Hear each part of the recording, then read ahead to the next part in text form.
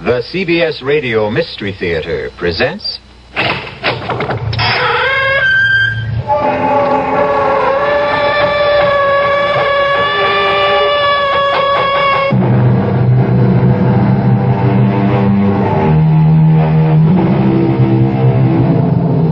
Come in. Welcome. I'm E.G. Marshall. Welcome to the fear you can hear. Welcome to the world of your own terrifying imagination. All of us daydream. It seems a harmless enough way of passing the time. But what might we do if some of the things that pass through our minds come true? Supposing the man or the woman we created in the mind's eye became reality. The phantom became flesh and blood. Our puzzling, nerve-tingling tale begins as it ends, with sudden, irrevocable death.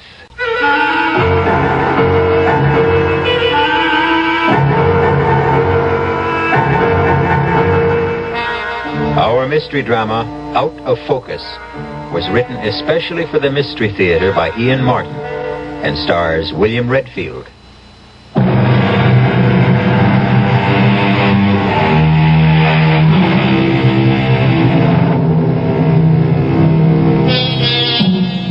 You are Schuyler Harris, Sky to your friends, a typical commuter, an account executive at Lorne, Peabody & Davis. Married 18 years, 2 children, Gary 16 and Lisa 12. $35,000 a year and an expense account. You live up to every penny. You are bored at home, driven at the office, given to fantasizing about women because you don't have the courage to take a mistress. But you are to find one, and such a one, who will quite literally be the death of you. What do you got here, Jake? It's a DOA, Sam. Cold turkey. Mm-hmm.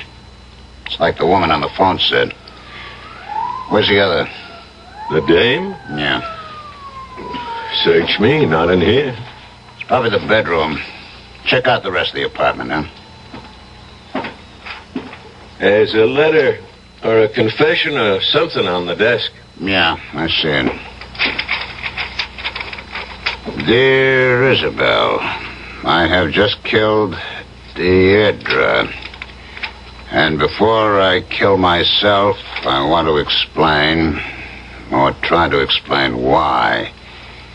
It started 10 days ago. It doesn't seem possible that in so short a time my whole life was ripped to shreds. It was such an ordinary day, climbing aboard the old 737, just like thousands of others. Want to make fort this morning, Sky, if Ed isn't on? Oh, no thanks, Charlie. I'm bushed. I'm going to catch a nap on the way in. Hey, you do look a little frazzled. Everything okay? Oh, my health's all right, as far as I know. Oh, it's just a rat race, I guess. It's getting to me. Maybe it's a male change of life, Sky. No, not yet. Please, God. Oh, Lord, that I could do with a little change of life, you know? Well, leave you to get on with it. At least you got the whole seat to yourself in case the action gets rough. Oh, thanks. Sweet dreams, lover boy. Oh, go trump your partner's ace. All tickets, please. Have your tickets ready, please.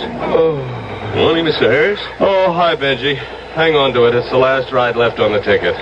Tough night, Mr. Harris? Oh, they're all tough these days, Benji. I'll see you at the end of the line, okay?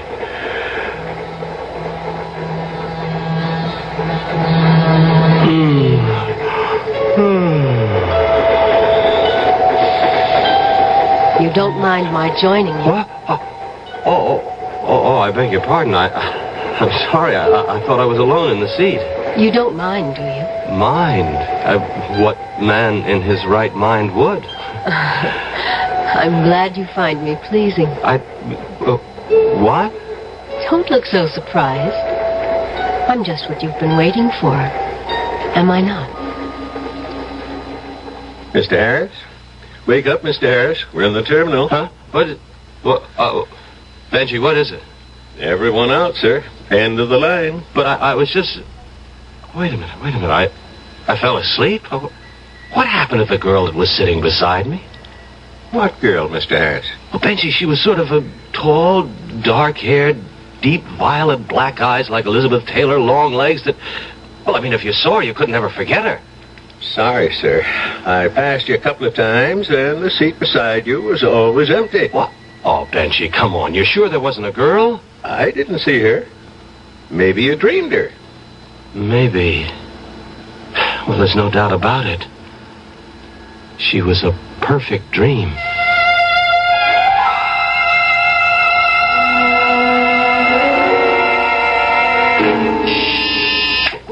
Yes, Doris? Harry? Oh, sure. Send him right in.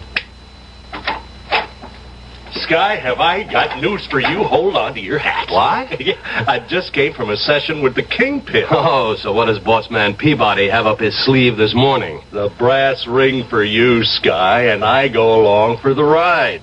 The Bianchi account. Bianchi? It's all yours, baby. All you have to do is come up with a campaign. That's $10 million in billing. Biggest new account in the shop. The Plum. Yeah. Now, if you pull it off, it's the VP rating we're all bucking for. Yeah, and if I blow it, I'll be on the unemployment line. No, not you, Sky. That's why the Kingpin picked you. Now, you better go right on up. He wants to see you to kick a couple of ideas around. You know something, Harry? What? You either cured my headache or arranged I'll never have one again. What does that mean? The Bianchi account. If I don't cut it, I won't have to worry about headaches anymore. Old Kingpin Peabody will hand me my head in a basket.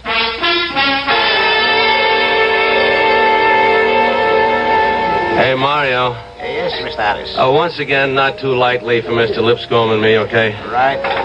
You don't want to miss your train, Sky. Oh, you don't know how often I want to, but not tonight. What's the big deal tonight? You and Isabel socializing? No. For once, it's the train I'm interested in. Yeah, well, that's a switch. Yeah, oh, thanks, Mario. Well, what's so special about tonight's commute? I won't know until I prowl all the trains. I'll be looking for something. Do me a favor, Sky. Now, I'm only a poor working photo stiff, and you're the idea man. Look for an idea for Bianchi. But I already have it. Genius. What? Could you picture a girl like this? Great violet gentian eyes framed with black lashes, natural at least a half-inch long. Cream white skin, full lips, deep carmine to match the cheek blush. A mass of blue-black hair to frame the face. A figure full but gorgeously shaped. Long tapering legs with ankles that lead to high arched feet. Picture her in semi-decolletage, a hint of cleavage and the promise of all sex. And underneath that caption, Bianchi. If you have it, you don't need anything else. And if you don't have it, it doesn't much matter what else you have. Now all we gotta do is find the babe. Harry, I already found her. The trick is just how I find her again. Oh, holy cow. I gotta make the first train. Put this tab on a national debt, Mario. Harry, you can pop for the tip, will you? I got a date with an angel. I hope.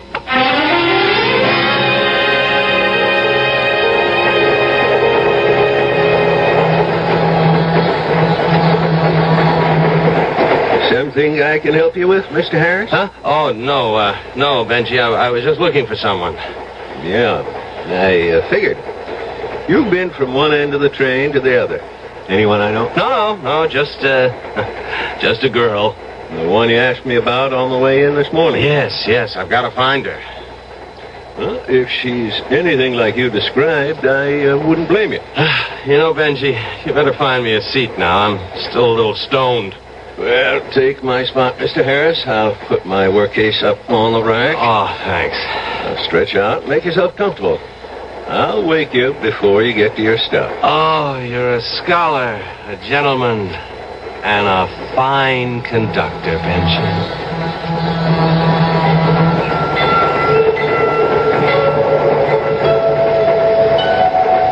Wake up, Skylar. Huh? It isn't very flattering to have you always falling asleep on me. What's that? Oh, you're real. This time I've been waiting for you. But I hunted the whole train for you. Did you? You shouldn't have worried, Skylar. I wasn't going to let you get away. How do you know my name? If I want information, I just ask questions. Skylar Harris. Well, how do I do with the same questions? The name is Deirdre. Lovely, provoking, sensuous, a little incomplete, perhaps. No surname? Do you really care? Well, it would be necessary eventually just to satisfy the accountants, you know. Social Security and Uncle Sam. Dear me, does everyone have to know all about us?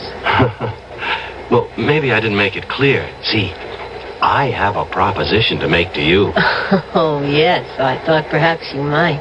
No, don't misunderstand me. See, I'm an advertising executive. Yes, I know all about you, Skylar. No, I mean, there's this account. Bianchi Cosmetics. Oh, yes. Deirdre, I guess I may call you that? I want you to. Oh, I have no idea who you are or what you are, but would you be interested in this? Skylar. No, look, honestly, I mean, this is strictly a business arrangement. I have a campaign in mind using you as the central figure. I don't know what you want to call it, Skylar, but as far as we're concerned, there needn't be any embarrassment or cover-ups. Don't we both know what we really want? No, come on, Deirdre. Don't put me on. I'm not. You're the one who turned me on, Skylar. Now look, Deirdre, whatever your other name is, I am honest to God leveling about this big ad campaign and how perfect you are for it and how much money you could make if it all goes the way I think it could. If you insist, Skylar. Anything. But if we have to talk about something other than ourselves, would you mind getting me a drink? Oh, sure. I could use one myself. What'll it be? It doesn't matter.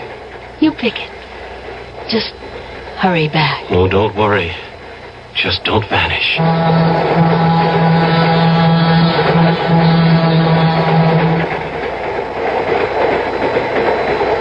Westfield. Next stop, Westfield. Hey, Mr. Harris. Coming into Westfield. Oh, sure. Yeah, I'm with you, Benji. I'm with you. Thanks. Westfield is the next stop. Westfield. Benji. Yes, Mr. Harris. What happened to the girl? Are we back at that again? Oh, no. Now, come on, Benji. This time it's no dream. I've been talking to her all the way up the line. What do you want me to say, Mr. Harris? Well, I want to know where the girl went. Mr. Harris, we've been riding this line a long time together. You don't want to make no scene. Benji, all I'm asking you is what... I get the message. So what do you want me to say? If there was this girl, maybe she got off at the last stop or the one before. But she couldn't have. Mr. Harris, you've been cold turkey the last 10 miles. Now, maybe this girl was here, I don't know, or maybe you just had one too many. Excuse me, we're coming into the station. This is where you get off.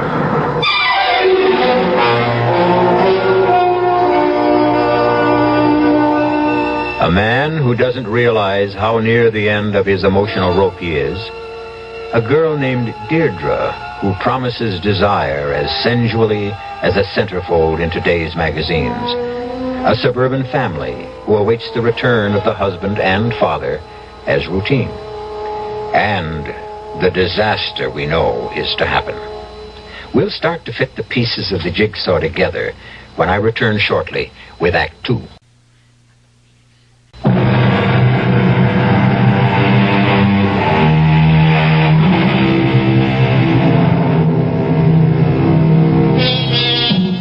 One of the minor sad comedies of the world is the faces of the wives as they meet their returning commuter husbands. As the trains get later and later, the faces get tenser and tenser, till finally, as the last commuter train pulls in and errant hubby pours himself off, the wife's eyes roll helplessly heavenwards. Hi, Isabel, baby. How was your day? My day was miserable, and most of my night was worse. Really? What do you mean, night? Well, it's just about half over. Do you know you're well over 2 hours late? This is the 4th train I've met. The least you might have done is call. Well, honey, look, I'm sorry. It was a big day at the office. I was swamped, and on top of that... Oh, don't give me that, Sky. When you weren't on the early train, I called the office, and they told me you left in plenty of time to catch it. Well, that's right. I know I did. But look, it's big news, hon. I got handed the plum of my career today. The Bianchi account. So, is that any reason to go out and get stoned? Oh, have a heart, Isabel. I handle this right, I'll end up a VP. Well, you handle it the way you started off, and you're going to end up PNG at home. Well, now, what does that mean? Persona non grata. Somebody not wanted. No. I know what persona non grata means. Well, what do you mean about me not being wanted? Well, you've already got 2 out of 3 of us feeling that way right at the moment. Okay. You and who else? Gary. Obviously, you've forgotten you promised to be home early while there was still enough light to give him a driving lesson. Oh, so that's such a big deal? Everybody has to snap their corks? I mean... It is when the driving lesson was to be on the way to the basketball team's father and son dinner, which you promised to attend with him. Oh, damn, Isabel, I forgot. You see, I was so up to my ears that it just... You couldn't have been so far up. You couldn't put a phone to one of them and let us know. Well, I told you, Isabel, I forgot. Now, you're not going to tell me that you also forgot you have a wife who meets you at the station 6 nights a week these days. Well, I'm sorry, but it's the truth. I mean, honest to Pete, Isabel, I've had a lousy day. Oh, all right. I'm sorry, Isabel. So am I, Sky. About you, I mean. It's just... Just what? Sky, I've been worried about you lately. I guess I'm tense because you're tense. Well, who's tense? Come off it. I'm not the only one who's noticed it. Even Liza's worried about you. Oh, now what have I done to her? It isn't so much what you've done as what you haven't. You've been neglecting a daughter who needs her father very much. Why? She's 12 years old. You're a big man in her life. Okay, Isabel, okay, can we knock it off for now? I just don't want to go into the house bickering. Neither do I, Sky. Especially not in front of the kids. Okay. Truce, huh? And before we go in, apology? Accepted. Oh, I guess I have been off my feet, honey. It's overwork, you know? Well, I hope that's all. What else? Well, it's silly of me, I suppose, but it isn't another woman, is it, Sky? Oh, of course not, Isabel. Now, come on. Let's get inside. I need a drink.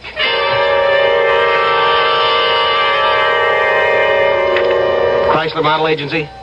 Yeah, this is Skylar Harris here. Put me through to Irene. Yeah, that's all right. I'll hold. Doris, while I'm on 1, call IFW and hold them on 2. I want to talk to Ed Rashby, okay? Hello, Irene. It's Sky. Yeah, fine. Well, I'm looking for a girl. First name Deirdre. I don't know the second. She is a natural for the Bianchi account, and I've just got to find her.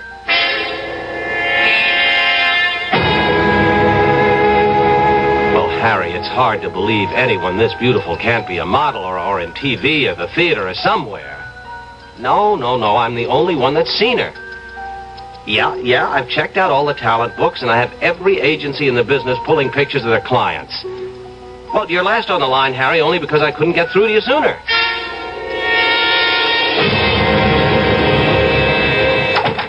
Are those the Maurice Williams pics, Harry? Yeah, I just came by special messenger. No luck yet? Nope, not yet. Okay, let me see them. Yeah, here, now just look at all these dames. And now, any one of them I can make something out of this world. Yeah. Now, why this special one? Because she is out of this world to start with. Well, that I gotta see. Now, what's she got that this little number hasn't got? Well, you'd have to see Deirdre to understand. Well, it's a name for you. That's right, it suits her. Keep your fingers crossed. I'm almost through these. Well, suppose you don't find her. I've got to find her. Well, look, it's been nearly a week, Sky. The kingpin is getting restless. Huh? What? I said Mr. Peabody's hollering for some layouts. At least the kind of campaign you're planning. Oh. Didn't find her, huh? No. Well, maybe she's not a model. Maybe. I've still got to find her. You don't even know she exists. Now, don't be silly, Harry. She couldn't just vanish into thin air. Sky. What? Sky, look, I just don't want you to take this wrong. Now, come on, Harry. Get it out. Okay. Now, you've been running off the tracks quite a bit for the last few months. You don't look so hot. You've been no ball of fire around the shop. You've been hitting the sauce pretty heavy, and now this screwball bit about this Deirdre dame. Now, I think you ought to have a little skull session with your local friendly shrink. I got 2 words for you, Harry. Butt out. Okay, only friendly advice. I don't need it. On second thought, I'll butt out. I need a drink and some space to think.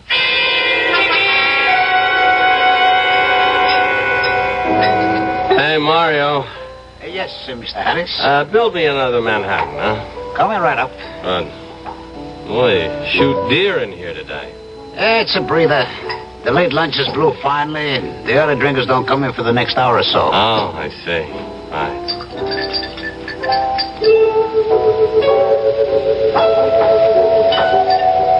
Sure you want to be alone, Sky? Deirdre.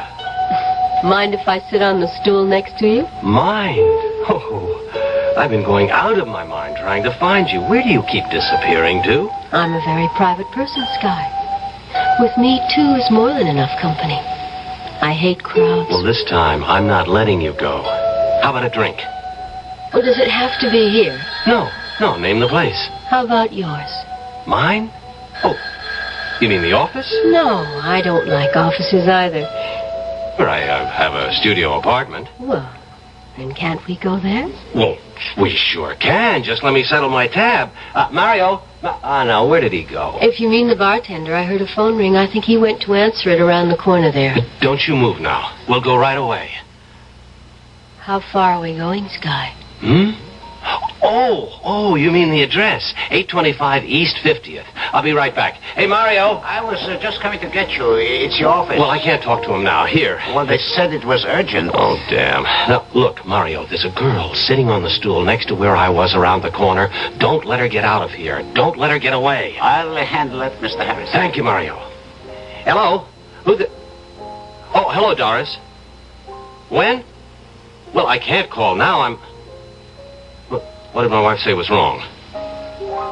She didn't. Well, look, call her back and tell her she can reach me at the apartment. I should be there within 10 or 15 minutes. Let me out. I gotta rush now. Oh, what now? Well, Isabel, we'll just have to... Mario. The girl. Why did you let her... Sorry, Mr. Harris. When I came around, there was no one here. Oh, no. No, she can't get away again.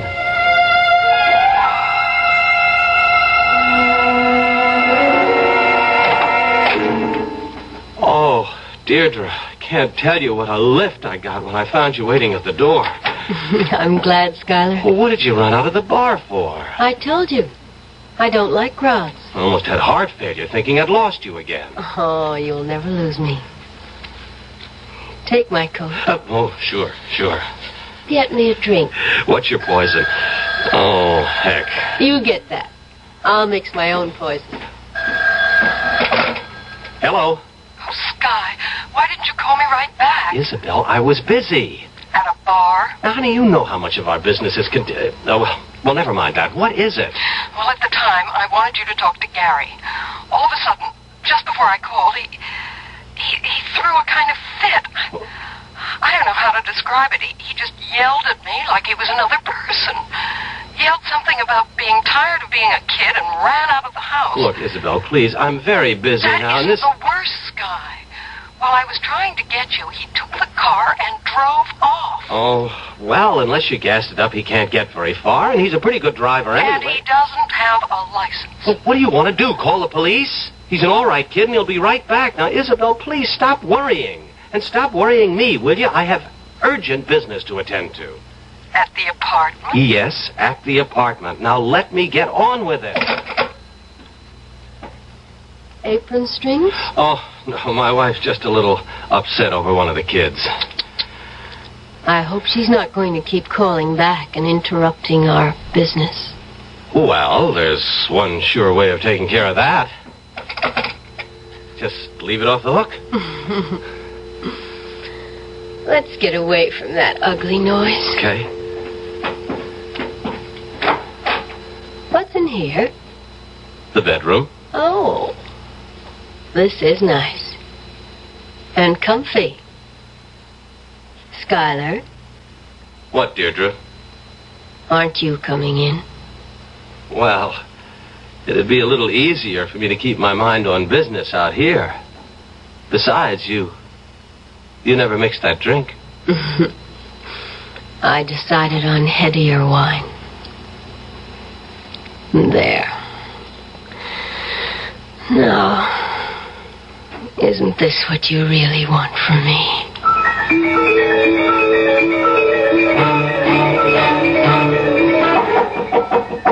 Huh? Oh, no.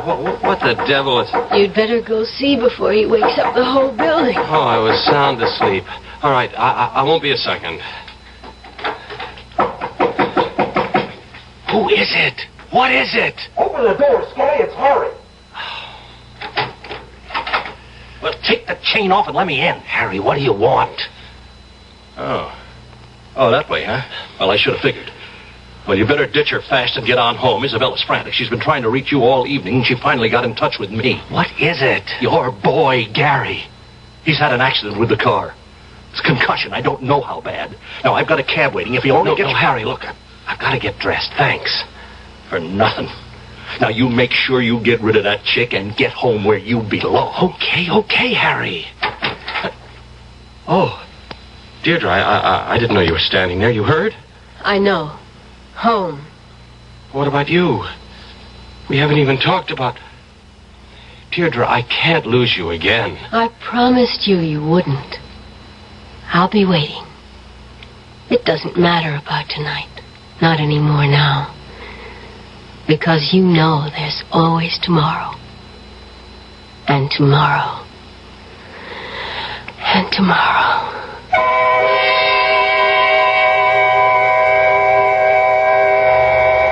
Tomorrow and tomorrow and tomorrow creeps in this petty pace from day to day, to the last syllable of recorded time. And all our yesterdays have lighted fools the way to dusty death. So mourned Shakespeare's Macbeth for the death of his lady. How much will Our Lady called Deirdre mourn the death of her lover? We'll return shortly with Act 3.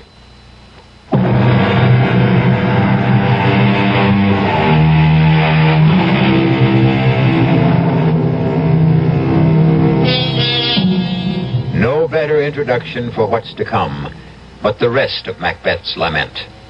Out, out, brief candle. Life's but a walking shadow, a poor player that struts and frets his hour upon the stage, and then is heard no more. It is a tale told by an idiot, full of sound and fury, signifying nothing. And then to the messenger who came, he said, "Thy story, quickly." Deirdre? Skylar, Thank God you're still there. I told you you wouldn't lose me again. That's all I wanted to know. Look, I can't talk now. I'll be at the apartment as soon as I can. Will you wait? Through eternity, lover. I've got to hang up. Sky, what are you doing up? Oh, it's all right, honey. I've just got to get to the office. You're going into town today? Yeah, I have to. You see, the deadline on the Bianchi account's day after tomorrow. I've got my work cut out to meet it. I doubt if I can even get back tonight. Perhaps not even tomorrow night. Well, what about Gary? Honey, I checked the hospital, and he's fine. You knew that when we left at 4 o'clock this morning.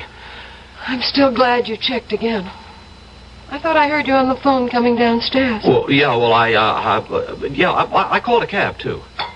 I can run you to the station in my car. No, it's all right. It's better this way. Hey, you want some coffee? No. My stomach's too upset. Oh, Sky, we could have lost Gary. Well, we didn't, honey, so let's not agonize over it. I don't know. Everything seems so confused. Like there was a sort of curse on us. And you worry me most of all. Me? You. You're like a stranger. Sky, why couldn't I reach you last night? What were you doing? I told you, Isabel, I had work to do. I didn't want to be interrupted. I took the phone off the hook, and then I just forgot about it. Work seems to be the only thing that matters to you nowadays. Sky, you only had 2 hours sleep. Do you have... Come on, Isabel. We haven't got time for messing around. No, you see, there's my cab. Couldn't you at least take a later train? Look, my job depends on this. And you won't be home tonight. I doubt it.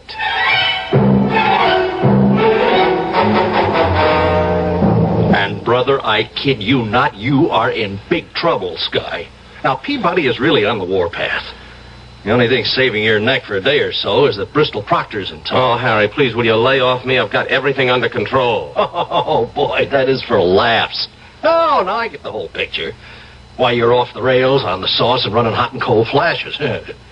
Well, if you think some chick is worth what you're heading for, come on, let me give you some advice. The only thing I want from you, Harry, is technical advice in your specialty. What? I want to take some pictures of a girl. Well, bring her into the studio here. No. That's just the trouble. She won't come here, and I'm only gambling that if she'll let anyone shoot her, it'll be me. What do you know from cameras? You're an idea man. Now, look, do me a favor. Will you let's set up the copy like you suggested and let me pick the girl. Harry, listen, I've got the girl. If only you can get me a camera that's reasonably foolproof, I can get good enough stuff for the sample layouts. Then we can take it from there. The gal is that sensational. Take my word for it. Well, I can give you a Miclon 35, 85mm lens, a micro blitz strobe with high-speed Ektachrome film. That's okay. You name it. Just show me how to use it. Well, you don't have to worry too much about the strobe, even. The film will take natural light, and I'll push it in developing. Okay, get me the camera. I'll be back with the picture in an hour.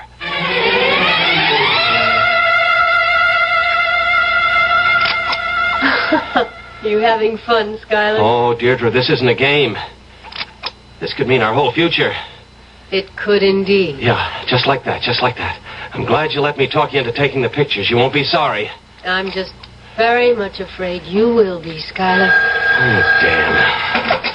Sky, dear, I forgot to ask you.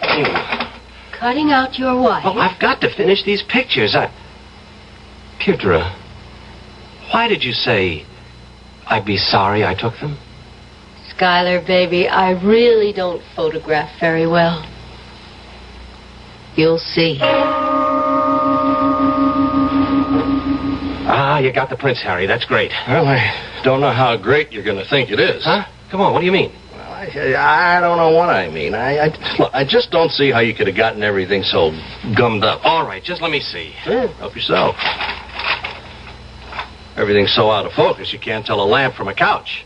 And as for the girl, well, you find her. I can't. Well, I don't understand. She was right. Well, if that's the couch, she should be... Now, wait a minute. Let me see in this one. No, this one is... Oh, Harry. How could I have faked out so badly? You got me. Sky. Level? Yeah. Is this some kind of a stupid put-on? I mean, what are you trying to pull on me? Nothing, Harry. Honest. I shot the film at all the openings, the shutter speeds. I mean, everything that you laid out for me. It all came out like this? Yeah. Well, okay. Well, we got to figure maybe the film was bad or the lens crystallized or something. Well, let's go back. I bring other equipment, and this time we bring home the bacon. No, Harry. She wouldn't let you shoot her. I can't explain, but... All right, so forget her. I can't, Harry. I've got to take one more crack at it. Just one more. Oh, man, you're crazy. Would you help me? You won't let me. Some kind of camera that I just can't fail with. Okay. Look, I'll give you an instant. 20 seconds, you'll know if you goof. You just keep adjusting it till it's right. I'll go get the camera. Oh, you're an okay buddy. Thanks. Hello. Oh, thank God it's you, Sky. Isabel, what is it now? Sky, I'm just at the end of my rope. I could swear somebody's got a hex on us. What are you talking about? You've got to come home. Gary's back in coma. What? When did that happen? About 10 this morning. I tried to reach you. Isabel, listen. You've got to cope a little longer. Everything's falling apart for me here, too. I can't get home till at the earliest later tonight. What's the matter? She won't let you go? Who? Oh, don't try to kid me. There has to be another woman. You couldn't be like this if there weren't. Okay, Sky. If this is the way you want it, you can just let us all go to hell. Isabel. The only thing I wish you is a one-way ticket there yourself. Isabel. Oh. Okay, Sky, here's your instant camera. Now, maybe this will get us all a clearer picture of where we're going.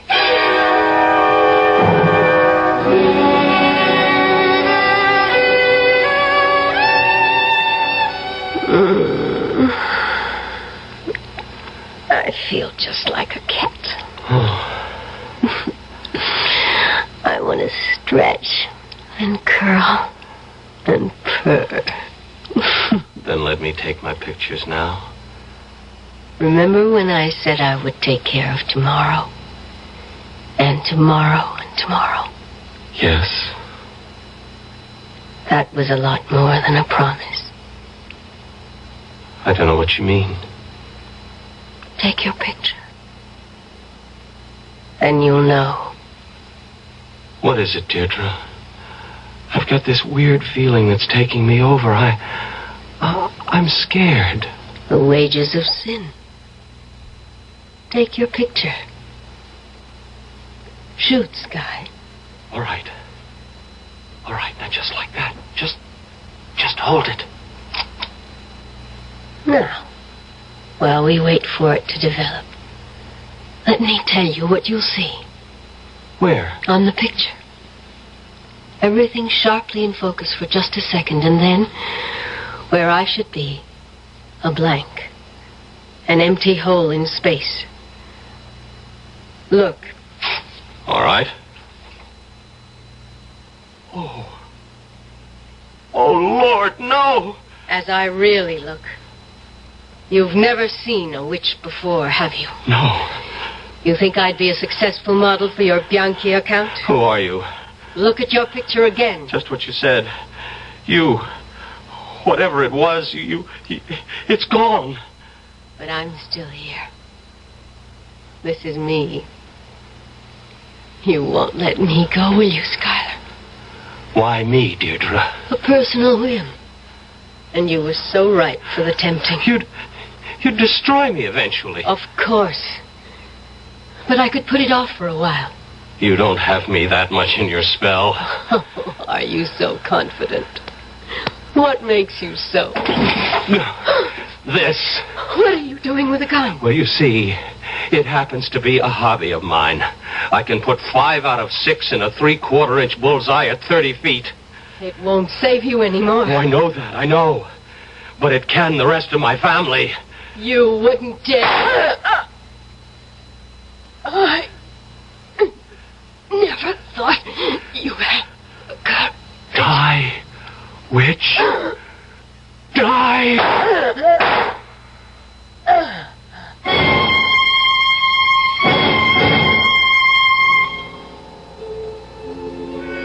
I saw the bullet strike her. I saw her fall.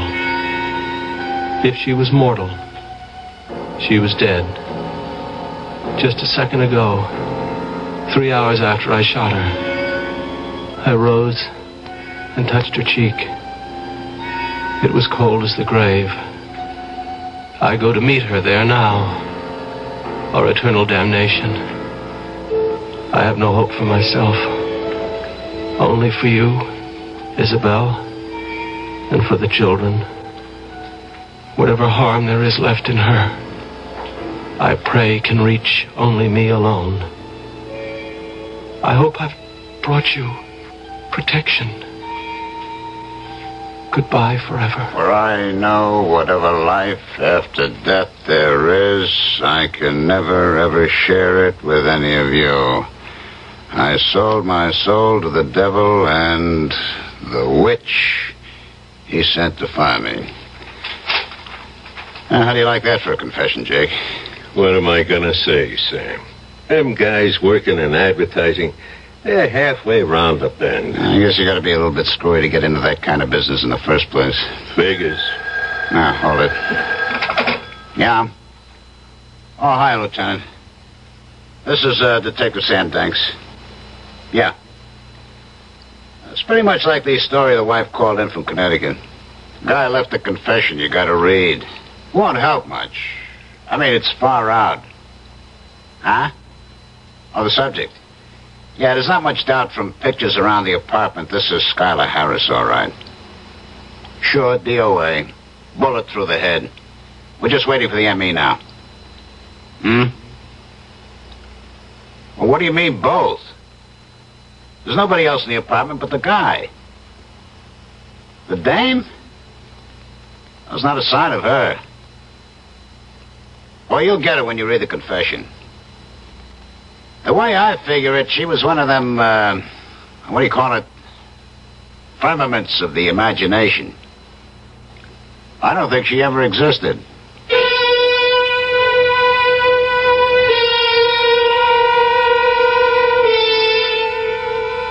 Did the detective mean to say figments of the imagination? Or was his choice of firmament perhaps nearer the truth? Was Deirdre more finite than he believed?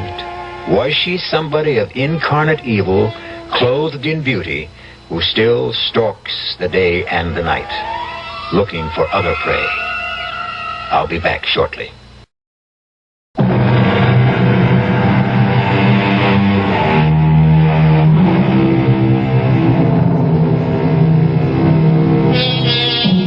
One parting word until we meet again. Be careful, commuters, and all the other men with extra time that weighs heavy on your hands.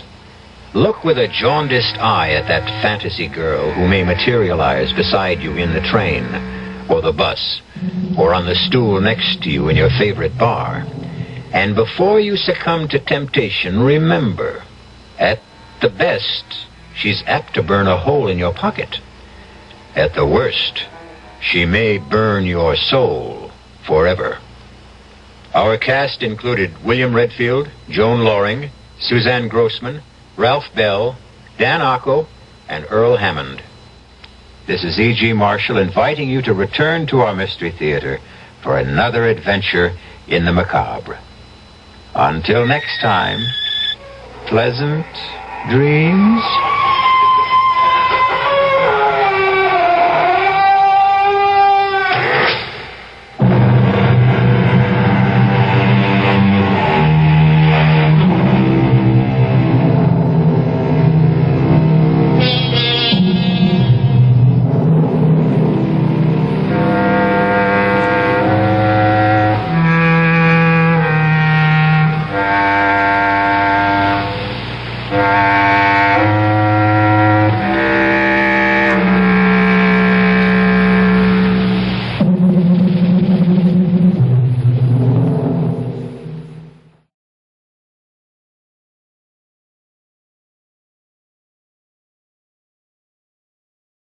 The CBS Radio Mystery Theater presents...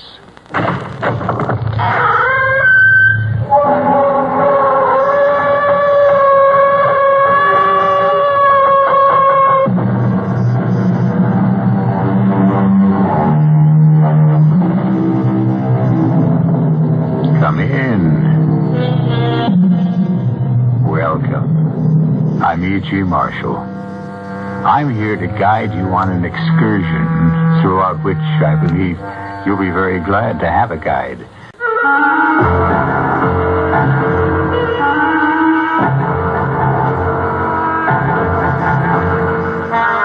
Our mystery drama, The Master Computer, was written especially for the Mystery Theater by Field and Farrington and stars Robert Dryden and Augusta Dabney.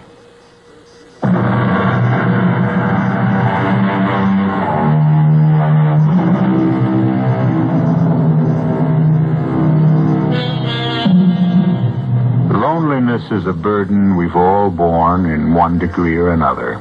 It throws us back upon our own personal resources, which, in the ordinary course of things, are sufficient to sustain us. But there's nothing ordinary about the loneliness we're going to deal with here, even though two people share it. This is loneliness, intolerably multiplied. Grace and Harry Clayton are returning from a pleasant summer vacation, but they're exhausted. They've driven in one day from Ophokwood, Maine to Newton, Long Island, the small suburban town in which they live. You know something, Grace? I never realized how beautiful Newton is. Well, I just want to crawl into the house and collapse. Oh, I hope I can make it to the bed. One stop first. I want to pick up the mail at the post office and tell them they can start regular delivery again tomorrow. You better hurry then. The post office closes at 5:30. I'll make it, I think. Oh, Harry, do you dread going back to work in the morning? No, not really. Vacations have to end sometime. Otherwise, they wouldn't be vacations, would they? Oh, good. Parking right in front of the post office. You wait in the car. I won't be a minute. I think that man's getting ready to lock up. You better hurry. I'll catch him. Now, hold it a minute, will you? Just a couple of seconds. I want to pick up some mail you've been holding for me. It won't take a second. Do you hear what I said? Well, you could answer me at least. Well, I'll be damned. Why do people have to be so damn rude? He looked right through me. You'd think I wasn't even there. Well, I can pick up the mail in the morning. Come on, let's go on home. No, that's not the point. You might at least have had the courtesy to answer me. Oh, I guess he was just doing his job. They do close at 5:30. So, would it kill him to say, sorry, mister, I can't let you in? Oh. Hey, you want to stop somewhere for a bite to eat? You don't feel like cooking this evening, do you? I don't feel like stopping either. We'll open a can of soup.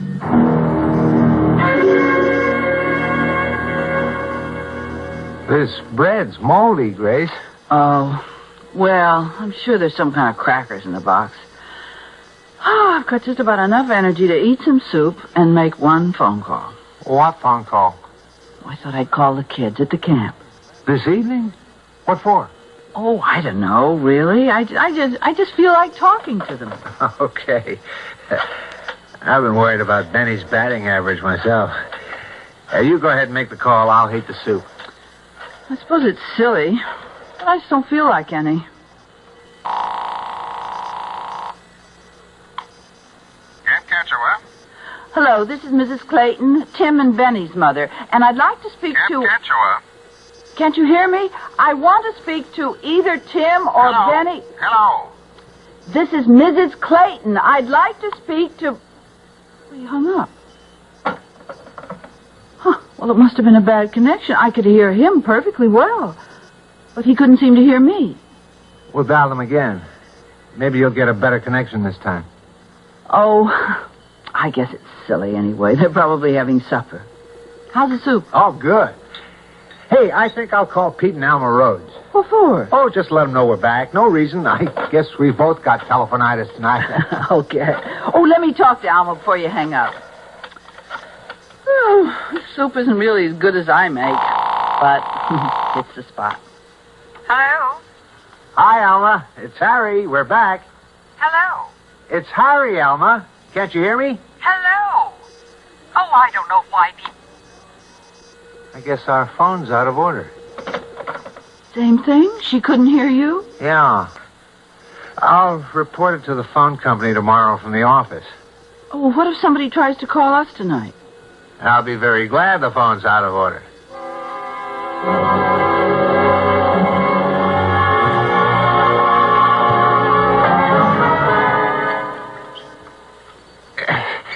What the devil's...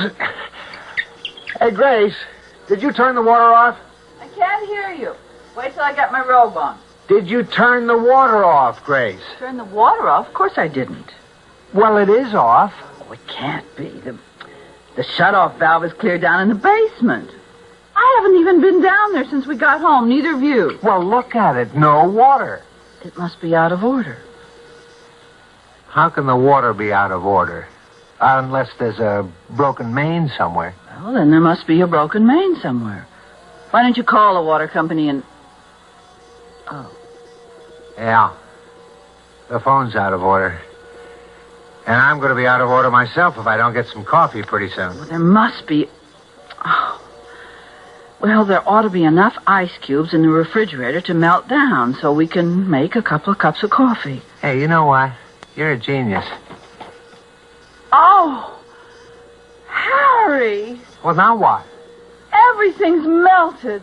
Every single thing in the freezer. Oh, just look at that mess. Oh, for Pete's sake, what next? Oh, that refrigerator isn't even a year old yet, and... Wait a minute. No lights. We've got no electricity. But that's... What's going on here, Harry?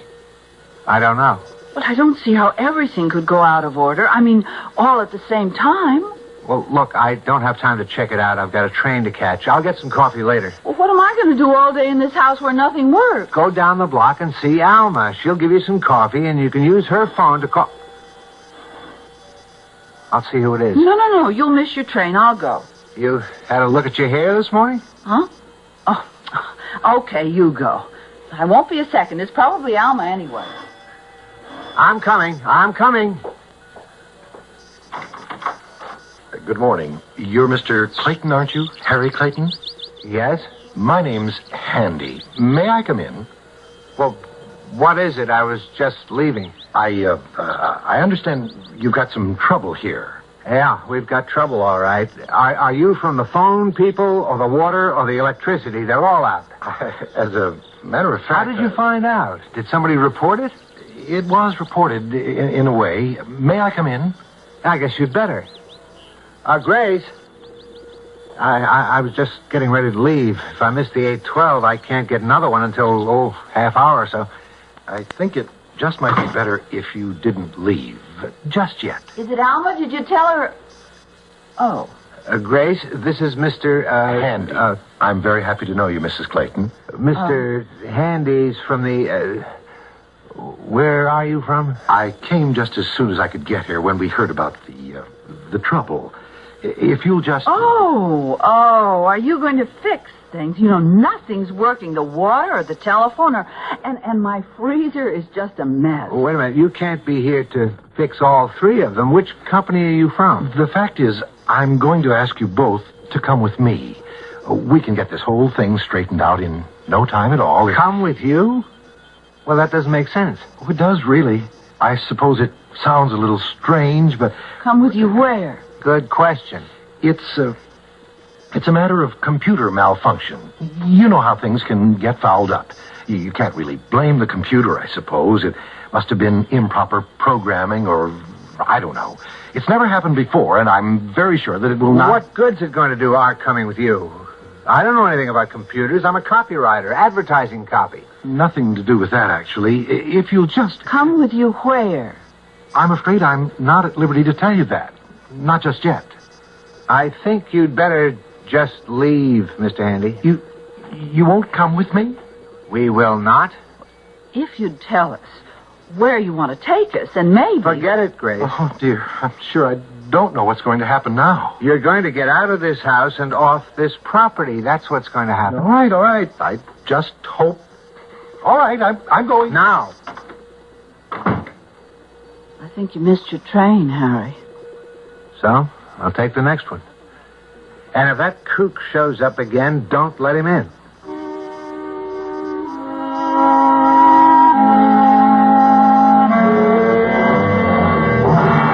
Hi, Archie. Let me have a cup of coffee with you.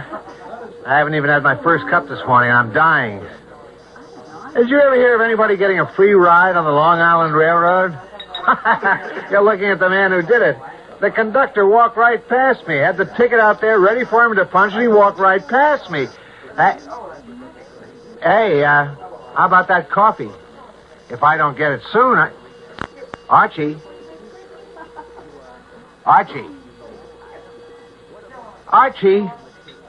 you act as if you can't even see me.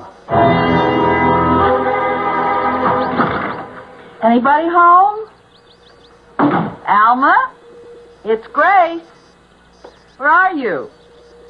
Oh, hi, Alma. You know, we tried to call you last night, but our phone seems to be out of order. Now, I could have sworn I heard that screen door slam. Hey! Oh, it's me. I slammed the door. Oh, those rotten kids. I swear, one of these days... Alma, come on. Don't play games. Are you sore at me or something? What's the matter with you, Alma? Rhodes Hardware. Pete, it's me. I'm sorry to bother you at the store. Oh, that's okay. No business yet. What's up? Well, it's those neighbor kids again. Oh, boy. What have they been up to now? Well, they slammed the kitchen door. It must have been the kids. Alma, it was me. I slammed the door. I don't want to scare you, but are you sure there's nobody in the house, honey? Oh, there couldn't be. I came right out to the kitchen, and there's nobody here. Alma, What are you trying to do to me? Okay, I'll speak to their parents again this evening. Any sign of Grace and Harry yet? Oh, no. And I'm getting kind of worried. I know they wanted to get home yesterday. Harry was supposed to go back to work this morning. Alma, listen to me, Alma. Maybe they decided to take an extra few days or something. I wouldn't worry. You lock the doors now, you hear? Yes, I will. Bye. Alma, please. Oh, I wish I knew what happened to Grace and Harry. Alma, I'm here. I'm here in the kitchen with you. Well, I guess they can take care of themselves.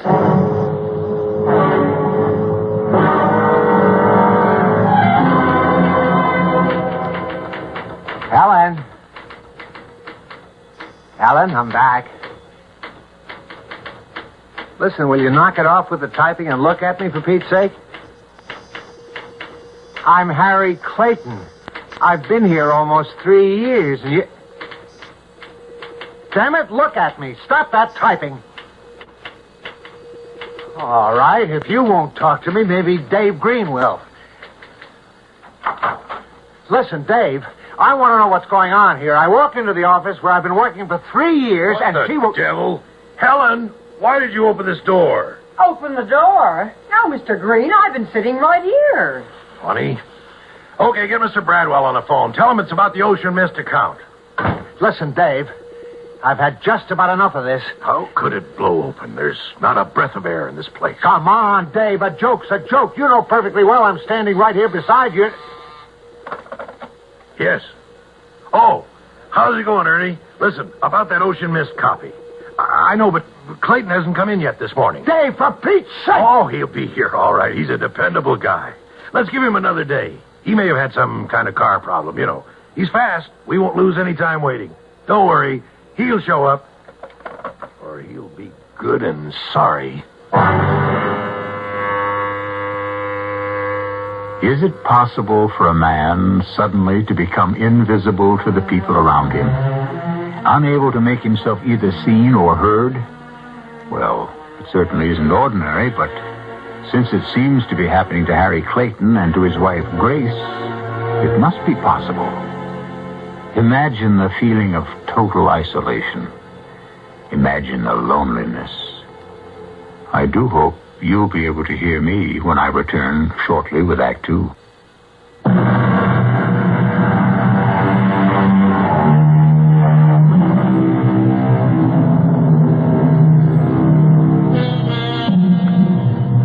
Something has gone terribly wrong in the usually quiet lives of Grace and Harry Clayton. They find, first of all, that their telephone, water, and electric services have been cut off. And then, worse still, far, far worse, they find that they themselves have been cut off. Cut off completely from the comfort and warmth of human interchange. Other people, friends and strangers alike, are unable either to see or hear them. Grace, honey, what are you doing sitting out here on the curb? Grace, what is it? What's happened? Alma's mad at me. She won't speak to me. Just act like I'm not even there. Well, what are you doing sitting out here on the curb? Oh, I locked myself out. I took my purse, but I can't find my key in it, and I can't get in the house. You say Alma acts as if you're not even there? Yes, and I think it's mean. And I told her so. The same thing's happening to me, Grace. Alma's mad at you, too? I mean, people don't see me or hear me when I speak. The counterman at the diner, Helen, the receptionist at the office, even Dave Green, the copy chief. But why should everybody be mad at us all of a sudden? I don't think they are, Grace. I think they really can't see or hear us. Really? Can't? Oh. But that is impossible. Is it? I would have said so yesterday. I'd have laughed at the idea, but today, it's happening. I don't see how it's possible. If it's happening, it's got to be possible. Let's go in the house.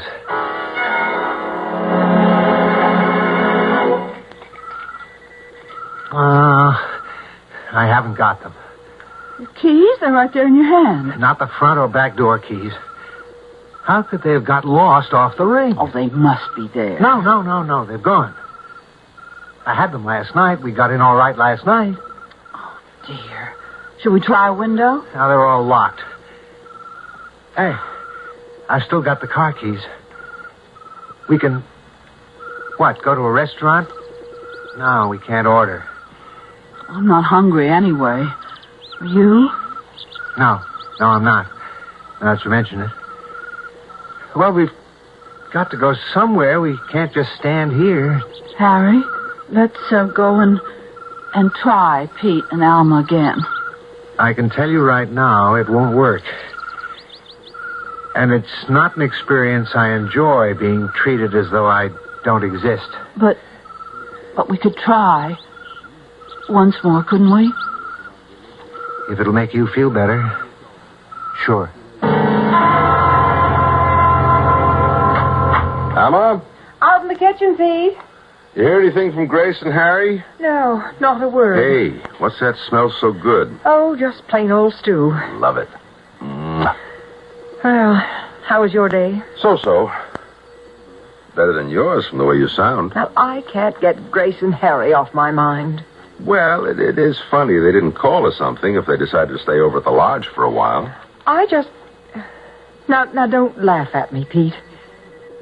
I almost felt as if Grace was here. Right here in the house with me. Oh, come on now. I could have sworn. You know, right after that screen door slammed, honestly. I could have sworn I heard her call my name. I bet you a quarter if we called, they'd be right there in the dining room at the lodge having a drink before dinner. Oh, could we? Could we what? Call the lodge and see if they're still there. Well, sure, if you want to. Sure, why not? I've got the number written down here somewhere. Oh, yes, here it is. 2, 4, 6. Hey, keep your eye on the stew. Don't let it stick. A pleasure. Tastes about ready to me. Is this the Poquet Lodge? I'd like to speak to either Mr. or Mrs. Harry Clayton, please. Is that quarter bet on? Quarter bet? Oh, okay. You win if they're there, and I win if they're... Yes? Oh, I see. Well, can you tell me when they checked out? Yesterday morning. Early yesterday morning. Yes, well, all right. Thank you. Well, you heard what he said. Yeah, but it's a long drive. They most likely decided to stop at a motel last night. Okay, but why aren't they back now? They've had the whole day off to drive half the distance from Poquet if they stopped at a motel last night. I don't know, Alma. Hey, what do you want to bet that's Grace and Harry right now? I'll go see. Oh, if they just got in, tell them there's plenty of stew here for 4. Anybody here? Is it them, Pete? Rotten kids. Who was it? Wasn't it Grace and Harry? Kids next door ringing doorbells again, I guess. There wasn't anybody there. Pete, I've got the funniest feeling. Serve the stew, Alma. What you need is some good, solid food. The funniest feeling, like they were here.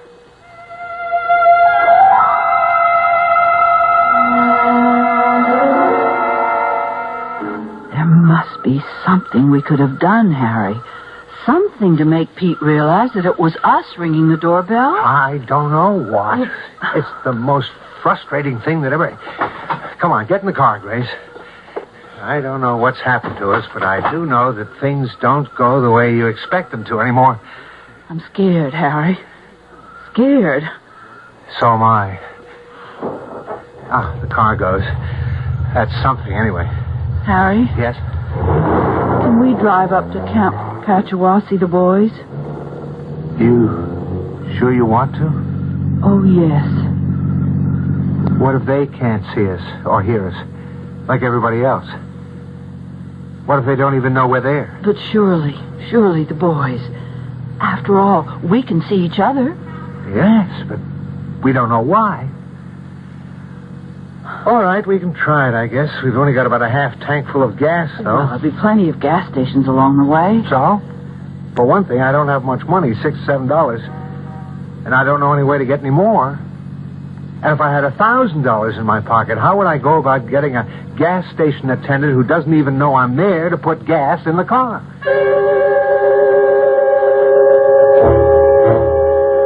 I don't know what to do, Pete. They didn't stay on at the lodge in Apoquid. They checked out yesterday morning. Well, they could have decided to go somewhere else. I mean, is it really any of our business? Pete, they're our friends. Okay. I don't like the looks of it either. I think we ought to call the police. Now, look, Alma, you don't call the police and say you have a feeling something's wrong. They don't operate that way. They'd write you off as a crackpot. Well, maybe they would. Maybe I am a crackpot, but I do have this feeling. Well, they can write it off if they want to, but I can't. Well, all right. If you feel that strongly about it, I'll call them. No, I'm the crackpot. I'll do the calling. What do I do, Pete? Just dial the operator? 516 0000. Oh, okay. Now, if you'd rather I talk to them. No. I'll do it. Hello? Police headquarters? I want to report what I believe is a missing person. 2 missing persons. Their names? Harry and Grace Clayton. Yes, they live at 145 Hillside Avenue here in Newton. My name is Alma Rhodes. I live just down the street from them at 141 Hillside. Well, you see, they've been away on vacation. They stayed at Apoquid Lodge in Apoquid, Maine. Well, they were supposed to be back home sometime yesterday. And, well, they haven't come back. Yes, we tried the lodge. Yesterday morning. Yes, they checked out yesterday morning. Well, I suppose it doesn't sound like much to you, but... Oh, yes, that's what I thought, too. Well, will you let us know? No matter what you find out? Oh, thank you, officer. That's very good of you. There, you see, Pete?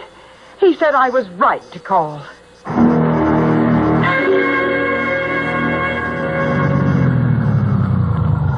I don't think this station's open, Harry. Oh, we're running pretty low on gas. Maybe they don't lock their pumps. Isn't there a light in that window around there on the side? Huh? Oh, yeah, looks like it, Okay, I'll go around, and if there's somebody there, I'll offer to buy $6 worth of gas. And if there isn't anybody, or if he doesn't hear me, I'll just help myself. Well, I don't know whether to come with you or wait here. Wait here. I won't be long. Hello there. I'd like to buy some gasoline. $6 worth of gas if you're open for business. If you don't sell me $6 worth, I'm going to steal a whole tank full. Okay, if that's the way you want it. Did you talk to him? Yeah, sure I talked to him. He didn't answer me, of course, but I talked to him. He may have been asleep. He was leaning back in a swivel chair with his eyes shut. Well, didn't you shake him or anything? No, I didn't want to touch him. Wait a minute. Let me see if I can make this pump work. Ah, it works. Turns itself off when it's full. Harry? Yes? Why didn't you want to touch him? I don't know. I've been thinking about that. I haven't felt like touching anybody all day. On the train earlier, I kept dodging and ducking so I wouldn't touch the other passengers. Why? Well, I guess I don't really know. Maybe I was afraid that they wouldn't feel it if I touched them. But you picked up the pump hose and put it in the tank. I mean, I mean, if you could do that. Yeah, I know. Let's go, Harry. As soon as the tank's full. See, the gas hose is a thing. I'm afraid to touch people. I'm afraid to.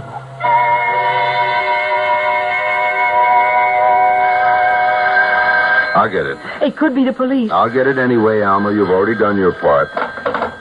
Hello? Yes, Mr. Rhodes. Oh, yes, Sergeant. It was my wife who called you earlier. Well, I don't know exactly. I'd say early 40s. Maybe she's in her late 30s. Oh, Lord. Well, no, that doesn't seem likely. Well, yes, I guess we could do that. About 20 minutes? Yes. And thank you very much, Sergeant. Have they found them? Well, they don't know yet. There was an accident yesterday afternoon, just the Manhattan side of the Cross Island cutoff. Oh, no. Now, wait, please, Alma. They don't know yet. 2 people, a man and a woman, were hurt, but they didn't have any identification on them. Now, that doesn't seem likely, does it? I mean, that Grace and Harry would travel without identification? Are they... I mean, they're still are alive, but it looks bad. Oh. They want us to come over to Union Hospital and make an identification, if we can.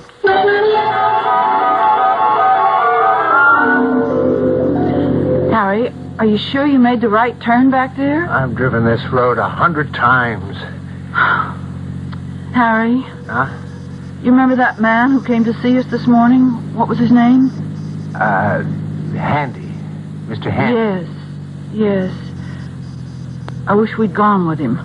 Wherever it was he wanted us to go. Maybe.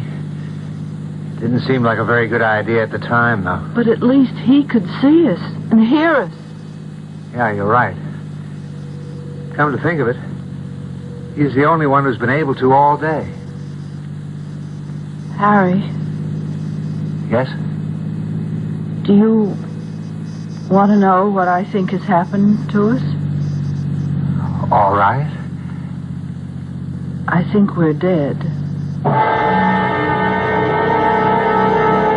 The most perplexing mystery of all, death. Philosophers have devoted lifetimes to puzzling over it, and the best they've come up with is pure surmise. It is, to be sure, the cessation of life as we know it, but few of us can believe that it represents the absolute end.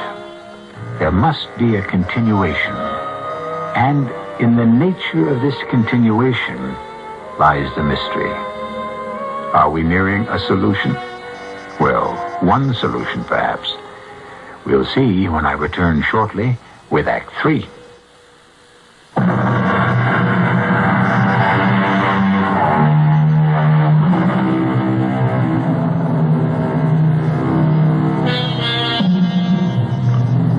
To the rest of the world, Grace and Harry Clayton have apparently ceased to exist.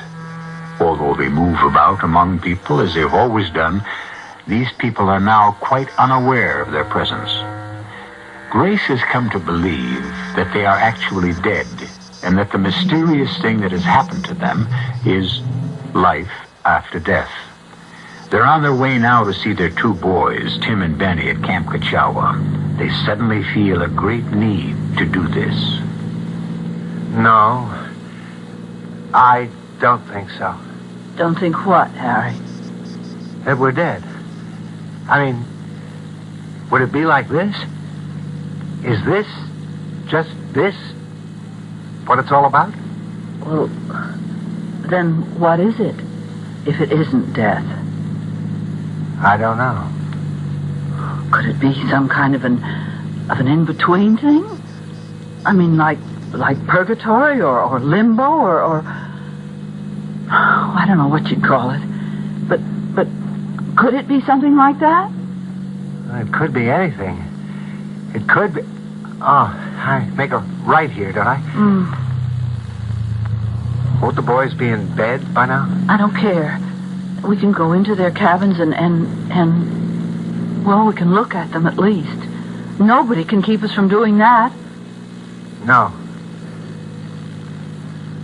You think it's for the last time, don't you, Grace? Yes.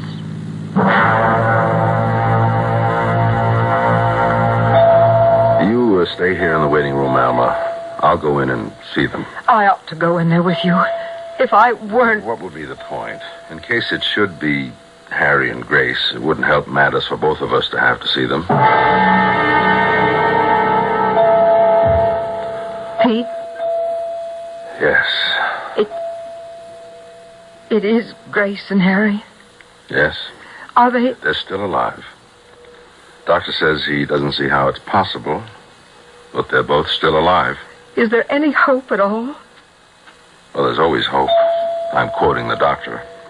I don't understand about no identification. Yeah, neither does anyone else. There just wasn't anything in his pockets, or her bag either. Could they have been robbed? I don't think there was time. Look, I told the doctor we'd wait, but if you'd rather... No, I want to stay. The only thing is, I think I'm going to cry. Now, you go ahead. Maybe I will, too.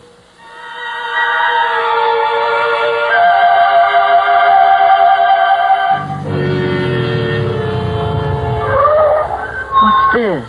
The office? Why are you stopping at the office? Well, maybe the counselor will talk to us. Well, he might. Just because we... You know better, Harry. Yeah, okay. But anyway, we don't know what cabin Tim and Benny are in. They must have a record of it somewhere in the office. Tim wrote that they have a little cabin all to themselves. These prices, they should have room service.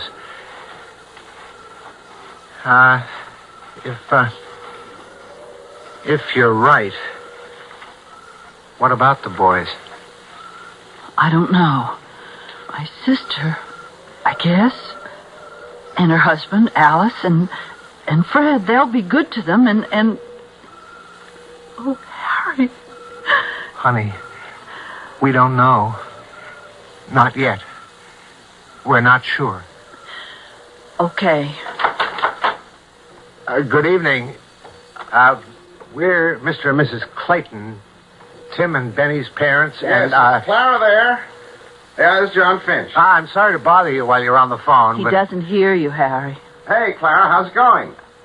Yeah, I'm stuck here tonight, just waiting for the phone to ring or whatever. If you could just take a second or two and tell us which cabin Tim and Benny Clayton We'll are have in, to find it for ourselves, Harry. He doesn't know we're here. Right. Let's check this filing cabinet. So as long as I got this place to my... What the devil? Hey, just hang on a minute, Clara. Health charts, these look like. Who did that? Now, wait a minute. Who's in here? This could be it. Yes, Arnold, Barlow. Yes, here it is. Clayton, Timothy, and Benjamin. Ah. Cabin number 7. Wait a minute. Put that folder back in there. Oh, Lord. Let's go, Grace. Clara? Hey, Clara, something screwy's going on here.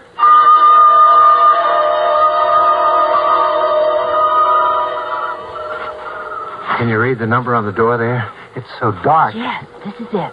Number 7. Are you going to try to talk to them, Harry? We'll see. There must be a light switch somewhere. Oh, here. Oh,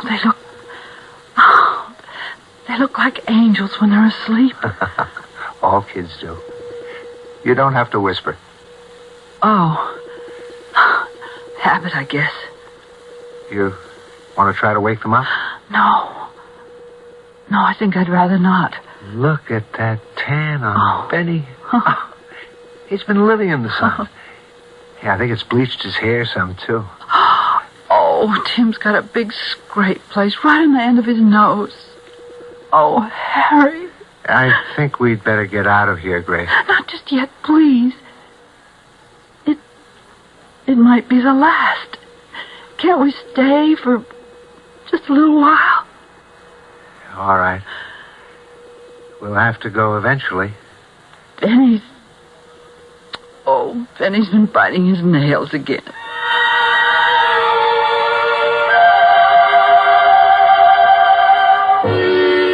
Mr. Handy, will you come in now? Yes, sir. I'm sure you know why you're here, Mr. Handy. The Clayton situation, of course. I'd just like to point out, though, that if the computer hadn't malfunctioned... We managed for a good many hundreds of years before we had the computer, you know. Yes, sir. The situation as it stands is quite intolerable. We've lost them. Lost them? They wandered away. Drove their car, I believe.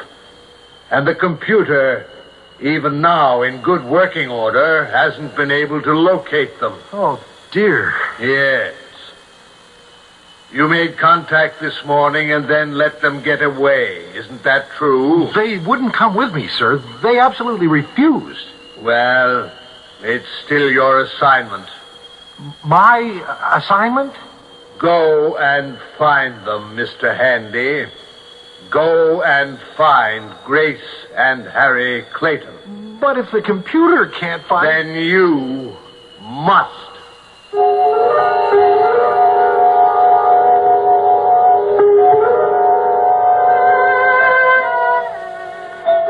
Pete, what did the doctor say? They're gone, Alma. Oh, Pete. It's a blessing, really. They were so... They were just too badly banged up. Brain damage in both cases, and just too much. Well, we've got to call Grace's sister. You want to, or shall I? No. I'll do it.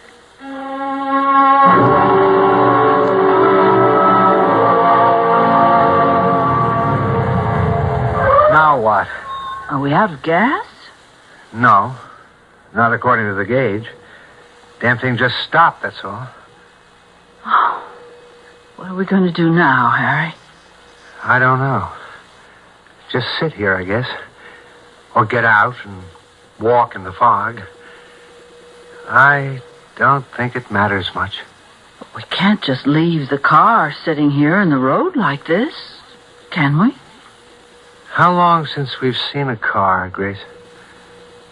Well, not for a long time. Listen. For what? Just listen. Did you hear anything? Anything at all? Well, it's nighttime. A foggy night. Nobody... No frogs. No crickets. Absolutely nothing. It's scary. With the fog and everything. Yeah. Especially everything. Mr. Clayton! Mrs. Clayton! Yes! We're here. We're right here. Do you think it's Mr. Handy, Harry? I don't know. Somebody knows we're alive, at least. Or that we're not. Is it you, Mr. Handy? Yes, it's me. Don't go away. Oh, my goodness, what a time I had finding you. You shouldn't have left the house. Oh, we couldn't get back in. We both lost our keys some way. Yes, well, it doesn't matter now, does it? Mr. Handy, are we dead? Yes, you are now. The computer's been fixed. What's a computer got to do with it? You see, when the truck crashed across the divider and hit your car on the way home from Maine, you know, just at that moment, the computer malfunctioned. It didn't record your deaths. So, well, of course, you weren't properly dead or properly alive either, and all sorts of things went haywire. We're really terribly sorry. So that's how it was. It seems so strange. We didn't even notice. It was instantaneous, or would have been, except for that miserable computer. You've been in a coma while we got it repaired. So, what happens now? Well, you aren't going to make trouble about coming along with me this time, are you? Oh, no, not this time. Oh, good. That's fine. Then everything's all right. Except we have 2 children, you know, Mr. Handy. But they're provided for, aren't they? We'll never see them again. What do you mean you'll never see them again? We're dead. They're alive. Well, but they'll die, of course. What? Eventually. Everybody does. You know that. Oh. Well, at least we get to see them once more. But to wait a lifetime. No, my dear. It'll hardly seem longer than drawing in a breath and breathing it out again. We're dealing with eternity here, you know. Well,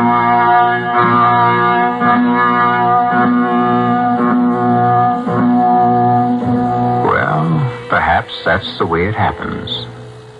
Perhaps it isn't. All we can do is pass the story along to you as it came to us. Each of us, whether he is aware of it or not, has his own thoughts upon death and what follows it, based on what he has witnessed, what he feels in his heart, and maybe on what he has heard on Mystery Theater. I'll be back shortly.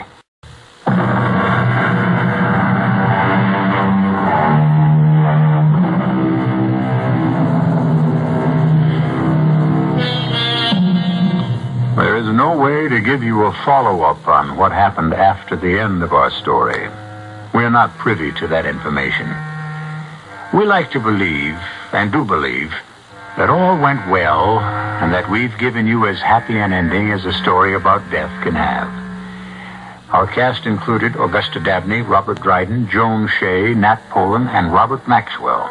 The entire production was under the direction of Hyman Brown.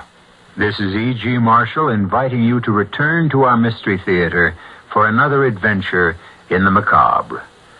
Until next time, pleasant dreams.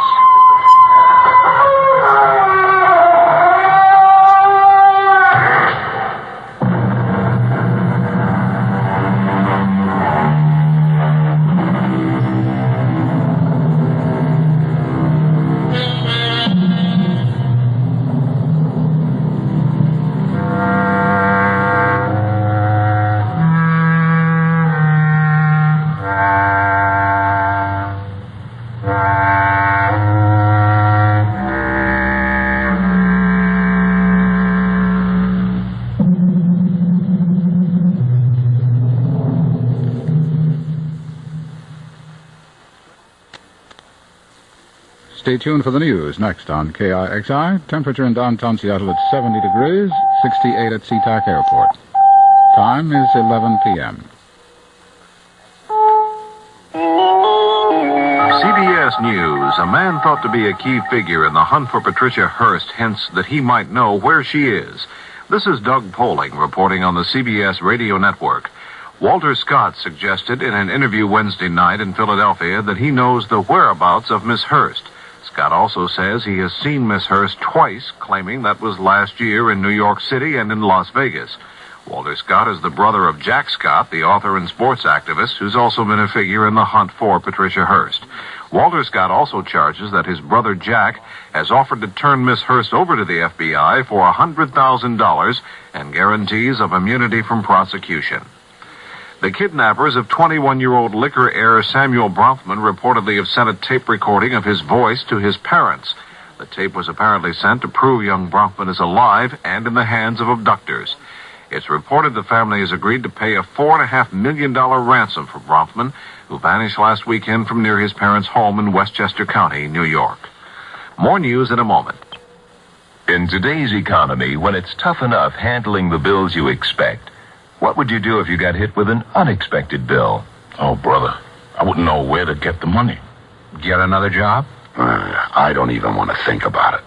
Well, something can help. Quaker State your car. Quaker State Motor Oil. To keep it running young. You see, regular oil changes with Quaker State can help avoid unexpected expensive engine repair bills. Made from Pennsylvania-grade crude oil, the world's choicest, and refined an extra step, it's the #1 selling motor oil. And now that you need Quaker State more than ever, you can find it in more places than ever. Quaker State can't stop the bills you expect, but it can help you avoid the unexpected. Quaker State your car. To keep it running young. To keep it running young. To keep it running young. For the third time, that big brush and timber fire in Southern California's San Fernando Valley has jumped fire lines and continues to burn out of control. Authorities now say the blaze has covered over 8,000 acres. Firefighters, over 1,000 of them, are doing their best, but many are growing weary of the long battle. Ed Waldefeld of the California Forest Service flew over some of the blazes and told what the men below reminded him of. It looked like soldiers going from one battlefield to another. They had just been taken off one fire. They hadn't had a chance to change their clothes. They were tired. They hadn't shaved. They slept most of the way down.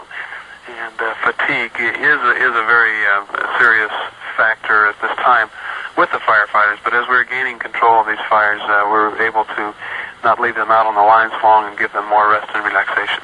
At least 2 of the men fighting the fire in California have been hospitalized. Police in Belfast have arrested 1 man in connection with a bomb and machine gun attack Wednesday night at a tavern.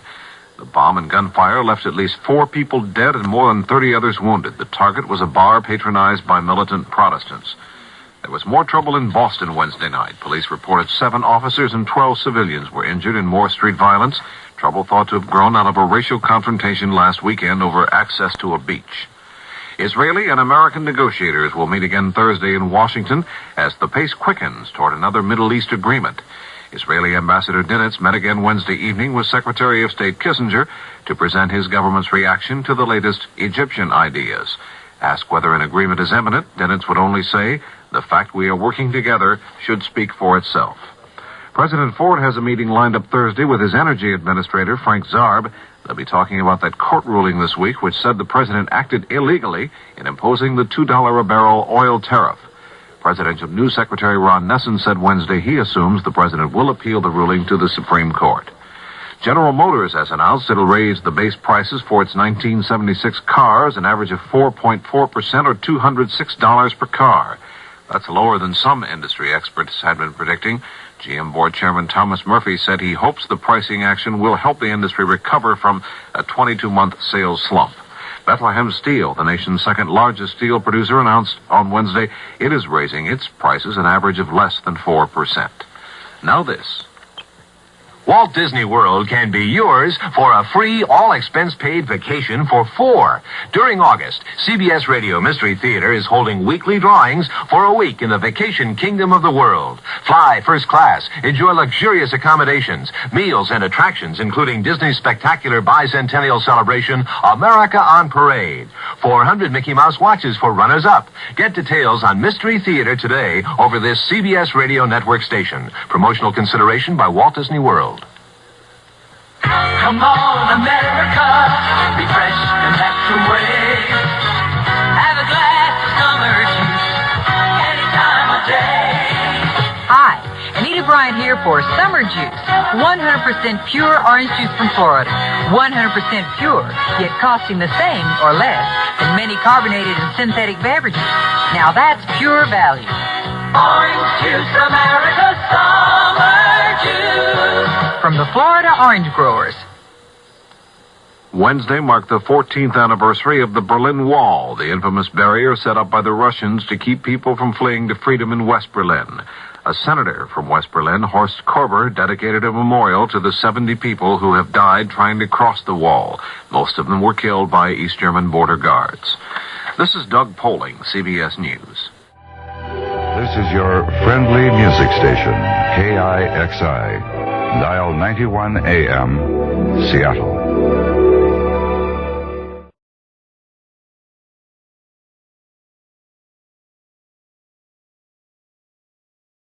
The CBS Radio Mystery Theater presents...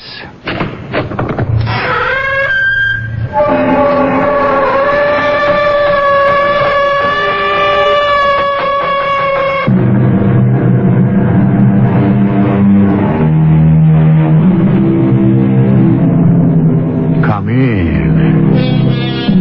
Welcome. I'm E.G. Marshall. Remember when we believed that the kiss of a princess could turn a frog into a prince? That was long ago, of course, when we believed in magic. The years passed and we started calling it luck. Then, pushed, prodded, or plummeted into a confused maturity, we began to speak of problem solving. But even as the magnetic pull of childhood resists all our efforts to grow up, so does the buried belief that the kiss of a beautiful princess will transform the ugly frog into a handsome prince.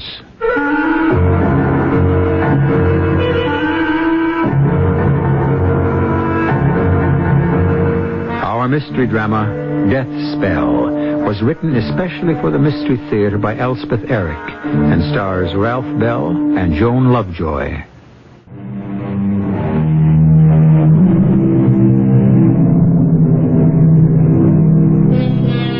Magic is and has always been man's frantic effort to control what he fears.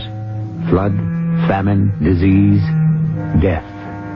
In the story we're about to bring you, the dread enemy is none of these. It is a single person. One, you would think, who might be expected to harbor none but the most benign thoughts. Not an enemy at all, but a lover.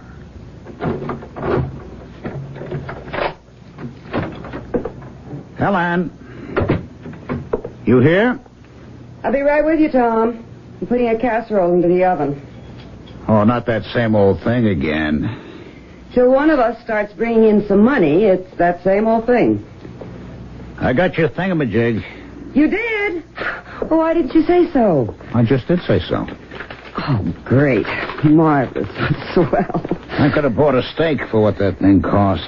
Oh, but I had to have it. I need it. Yeah, well, I need protein. Oh, gorgeous. Fantastic. What the devil do you want it for? I have to know if I'm going to get the part in Antigone. What part? What Antigone? Sophocles' Antigone. I read for a part in it. Doing Antigone where? Off-Broadway? Off Broadway. New Jersey, 2 weeks. But they pay equity minimum. I bought this whatchamacallit so that you could find out about 2 weeks in New Jersey? This is not a whatchamacallit or a thingamajig. It is a Ouija board. Whatever. It's not a whatever either. The Ouija board is as old as astrology. Ouija board goes back to the 4th century B.C. I'm so impressed. Where did you get it? In one of those voodoo shops on Greenwich Avenue. The Ouija board has nothing to do with voodoo. The Ouija board is an ancient divinatory device. Yeah, okay. Now, come on. Put your fingers on the planchette. Tom, come on, now, please. The casserole is going to take an hour, so come on. Oh, do I have to? Yes, you do. You have to. If I don't find out about that part in Antigone, I'm going to burst. Just put your fingers very lightly, please. Okay. Ouija, tell me, am I going to work soon in a play? Am I? Close your eyes, Tom. Oh, okay. Just let it move by itself. Okay. It is moving. You can't rush it. You know, I ran into a guy today. In the voodoo shop. This is not voodoo. A guy I hadn't seen for a couple of years, at the very least. Bertram Chillingworth Crowley, commonly called Bart. Ever tell you about him? I knew him in art school. He came to class every day in a Cadillac station wagon. That suggest anything to you? Money. Lots and lots of money. Pots of money. Lots of pots of money. Why don't you shut up and concentrate?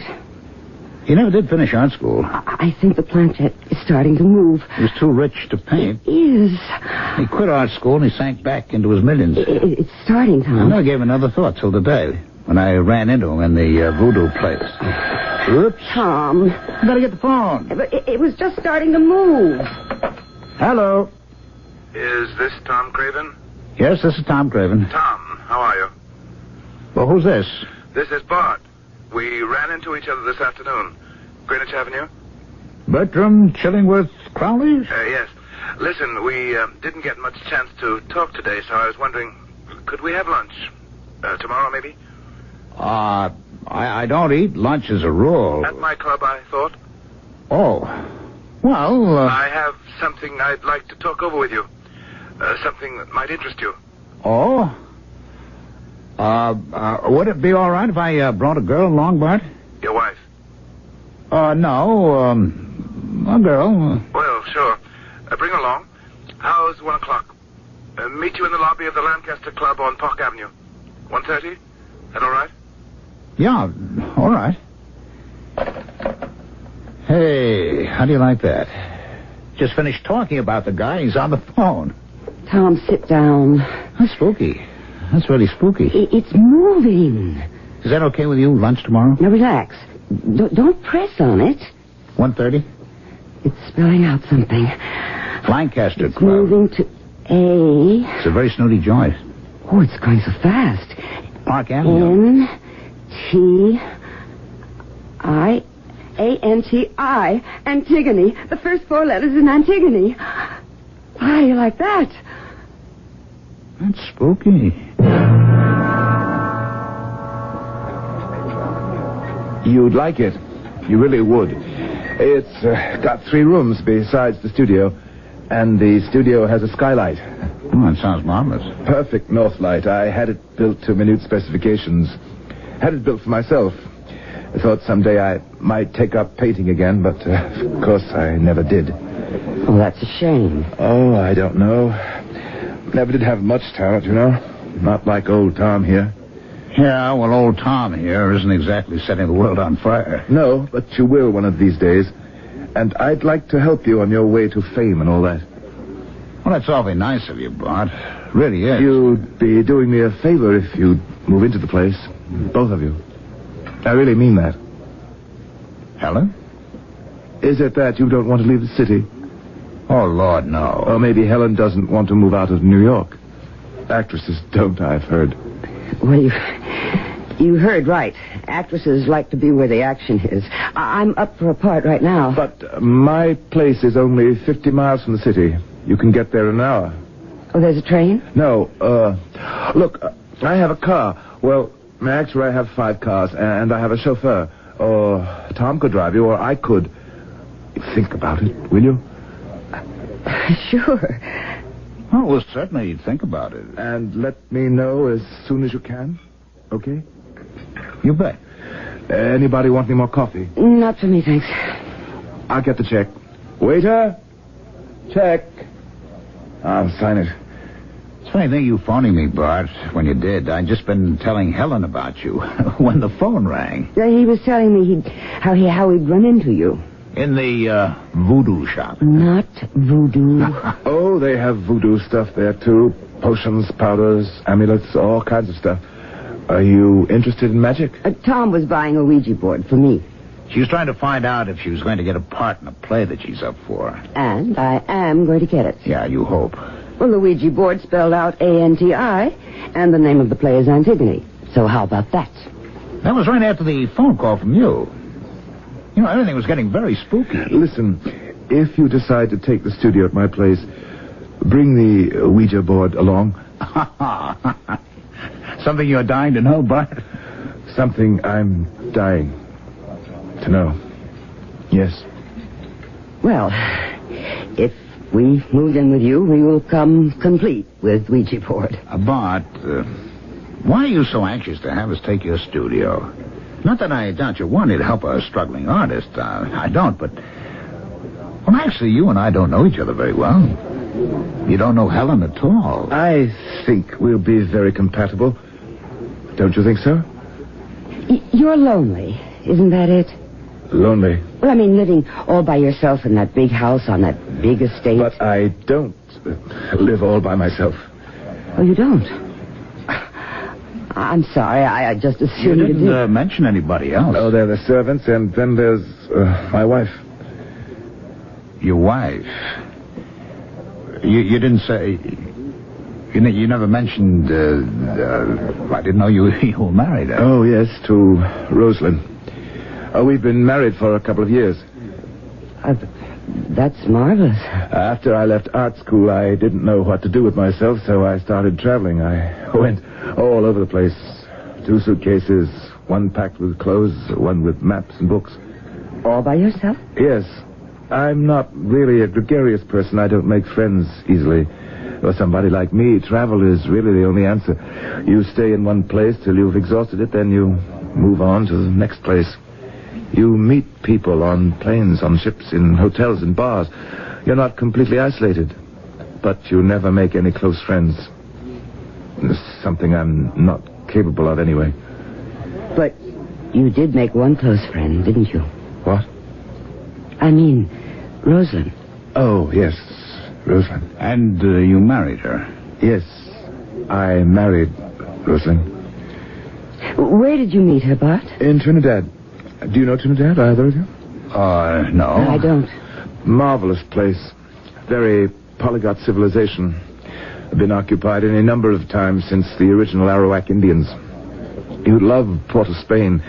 That's the capital city. 12 nationalities live there. They have churches, mosques, synagogues.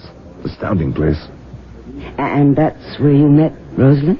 Rosalind is the most beautiful woman who ever lived. Part Spanish, part Arawak, part Eurasian, and maybe a little of everything else. Beautiful beyond words. Well, then, you're not alone. No. Living with a woman you love, who loves you, that's the greatest thing in life. I suppose it is. You know it is. Only Rosalind doesn't love me. Oh. I'm sorry. She hates me. Oh, now, Bart. She's trying to kill me. Come on, Bart. And she will. If I don't kill her first. And God said, "Let there be light." And there was light. And man considered it magic. Not only the creation, but the words that brought it to pass. And when the words were written down, the writing was magic too. Perhaps everything not quite comprehended by the limited mind of man appears to be magic. Perhaps everything is.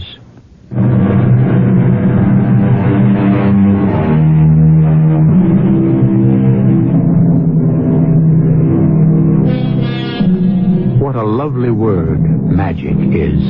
It springs from the lips so lightly, like the bursting of the tiniest seed pod showering its contents into the air. In a world which labors so strenuously to explain how and why everything is as it is and not otherwise, what a relief to turn away, even for a moment, and view it all as simply magic. It's crazy. Simply crazy. It's a beautiful place. I may not stay, Tom. Well, I'm staying. This is a fabulous studio. And you don't mind if your host is slightly insane? Well, I've put up with worse things in my time. You have? Like what? Being hungry. Not being able to work. Look, Helen, we don't have to see a lot of the Crowleys. They live in the big house. We live here. They've got their problems. We've got ours. Someone's at the door. Yeah. Bringing us a nice little problem. Good morning. Hello, Rosalind. Oh, come in, Rosalind. It's a mess in here. We're unpacking. I brought you some flowers from the garden. Well, thanks. They're lovely. Thank you. We'll get organized after a while. Can you find a place to sit down? Oh, it's all right. I'll just wander about. I can't stay. Oh. Well, look here. Did you bring this with you? Oh, what's that? Oh, no, we didn't bring any books. It's a copy of Malleus Maleficarum, the Hammer of Witches. Bertram must have put it here. 2 Dominicans wrote it in the 15th century. Then people believed in witchcraft and magic. Have you read it? I couldn't finish it. I think it's the most boring book ever put together. Well, if there's anything you need... Not at the moment. If you find you do need something, please let me know. Thank you, we will. She's got to be the most beautiful woman I've ever seen. Yeah. I'd like to paint her. I thought we weren't going to see too much of the Crowleys. I thought we were going to let them have their problems, we have ours, and all that stuff. Well, I didn't mean that right away. I meant sometime. Just as long as they don't start being one of our problems. Helen, don't look for trouble, huh? I don't think I'll have to. I think it'll come right up to the door. Maybe it's arrived. Helen, knock it off, will you? Hey. Hiya, Bart. Come on in. Thanks. Thanks very much. Hello, Mr. Crowley. Hello. I've just come from the doctor. Oh? Something wrong? The doctor says no. He says I'm fine. Wow, good. But I'm not.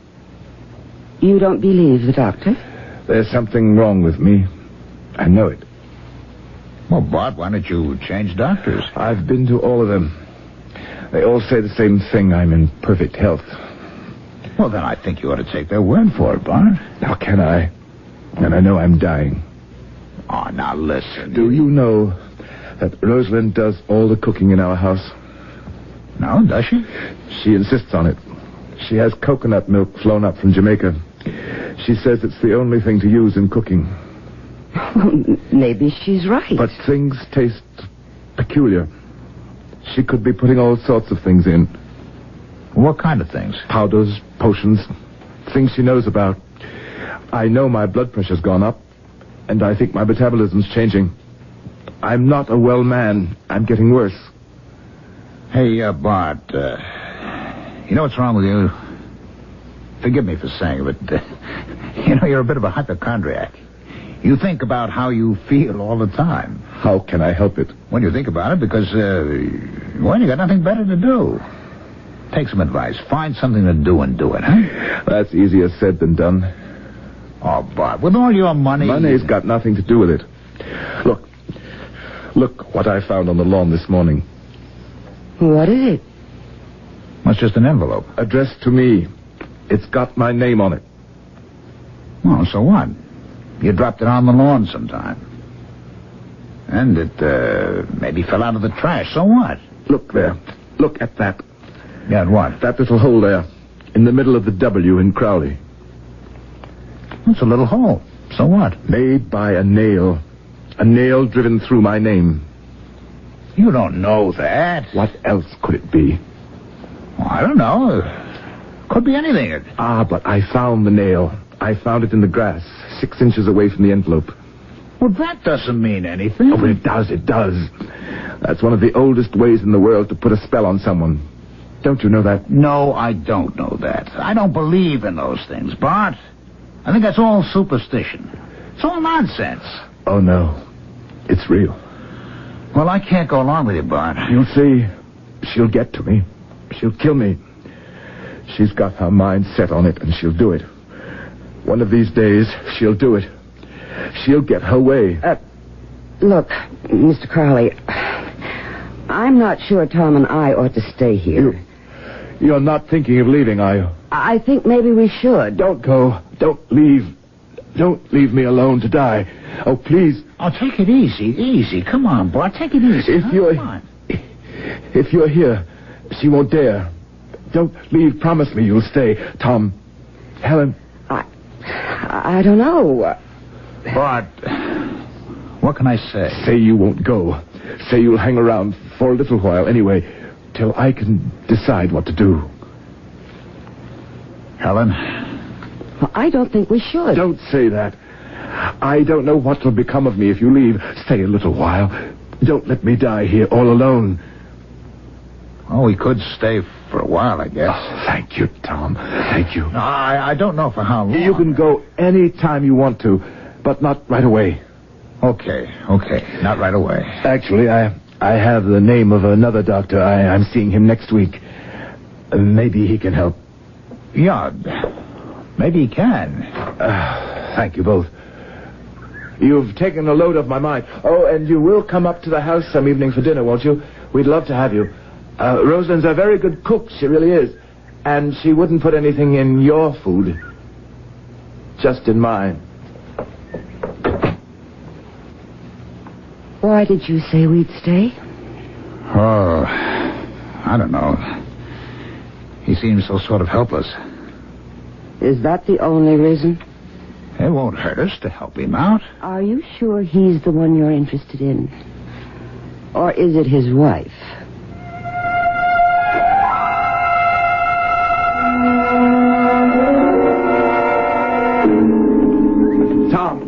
Tom, hold up a minute, will you? Oh, hi there, Bart. taking you walk around? Yeah, the work wasn't going too well, so I thought... Where's Helen? The chauffeur drove her into New York. She's reading for a part in something. She coming back? Maybe tomorrow. She doesn't like me, does she? Well, I wouldn't say that. Bart, you shouldn't go around thinking people don't like you. You know, it's not good for you. This thing you have about Rosalind trying to kill you. Now, I've gotten to know Rosalind the last couple of weeks. You know, she's really a very nice woman. And Lord knows she's beautiful. Oh, yes. Beautiful. They all are. Look, do you think, she might pose for me? Pose? You mean, you want to paint a portrait? Yeah, something like that. That might not be a bad idea. You know, I don't get to use models like that. I can't afford it. It might be a wonderful idea. You might catch it in the portrait. That particular quality she has? You might catch the demon. What are you talking about? What demon? They say that's possible. That a great artist can catch the demon that lurks in us all. Ordinary people can't see it, but a great artist can see it and put it on canvas. If you could do that... Bart, I'm not a great artist, and I'm not looking for demons. But if you should catch the demon in Rosalind, put it on canvas where everyone could see it. I don't believe there is any such demon. You don't? No. No, I don't. Then look at this. What is it? Look at it. Well, it looks like a piece of pipe. That's what it is. Well, Bart, so what? It's a piece of pipe, so what? I found it on the lawn this morning. And that's not all I found. Look at this. Go ahead, look at it. All right. It's a sinker, isn't it? The kind you put on a fish line to weigh it down? That's right. It's a sinker. All right, so what? A lead sinker. Hey, Bart, you know something? You're driving me crazy. Why shouldn't you find a lead sinker on the lawn? People do fish around here. You probably do yourself, don't you? And the piece of pipe? What about that? Yeah, well, what about it? Lead pipe. Lead pipe. A lead sinker and a piece of lead pipe. Doesn't that say anything to you? No, not a thing. Is it supposed to? Lead, Tom, is the metal of Saturn. So what? Very powerful in a death spell. But you're driving yourself crazy with this thing, you know that? Just as copper is the metal of Venus, copper is powerful in a love spell. Oh, yes. When Rosalind and I were first in love, she gave me a copper bracelet. She said it was for the arthritis in my hands, and it did help, I have to admit that, but that wasn't her real reason for giving it to me. Oh, no. It was to cast a love spell over me. She wanted me then. But now it's lead. The Saturn metal. Lead. The metal of death. Bart, come up to the studio with me. I'll make you a drink. We'll have a talk, huh? I have an appointment with the doctor. Just one drink. The new doctor.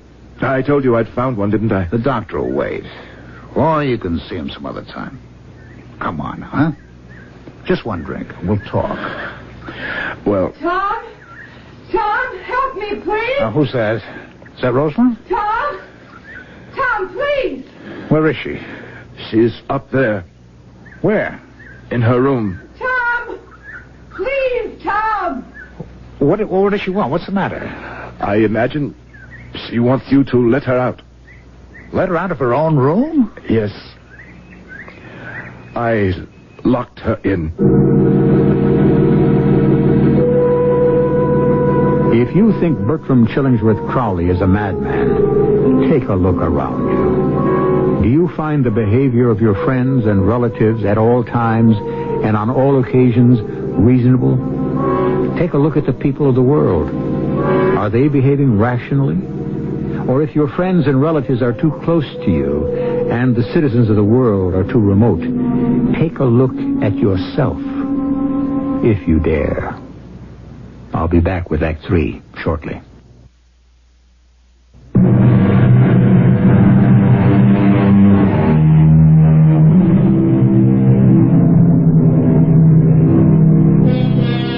A young man, sound of body, with a plethora of worldly goods, married to an incomparably beautiful young woman, living in the loveliest of homes, companioned by a solicitous friend, pursues the idea that his wife has cast over him a death spell.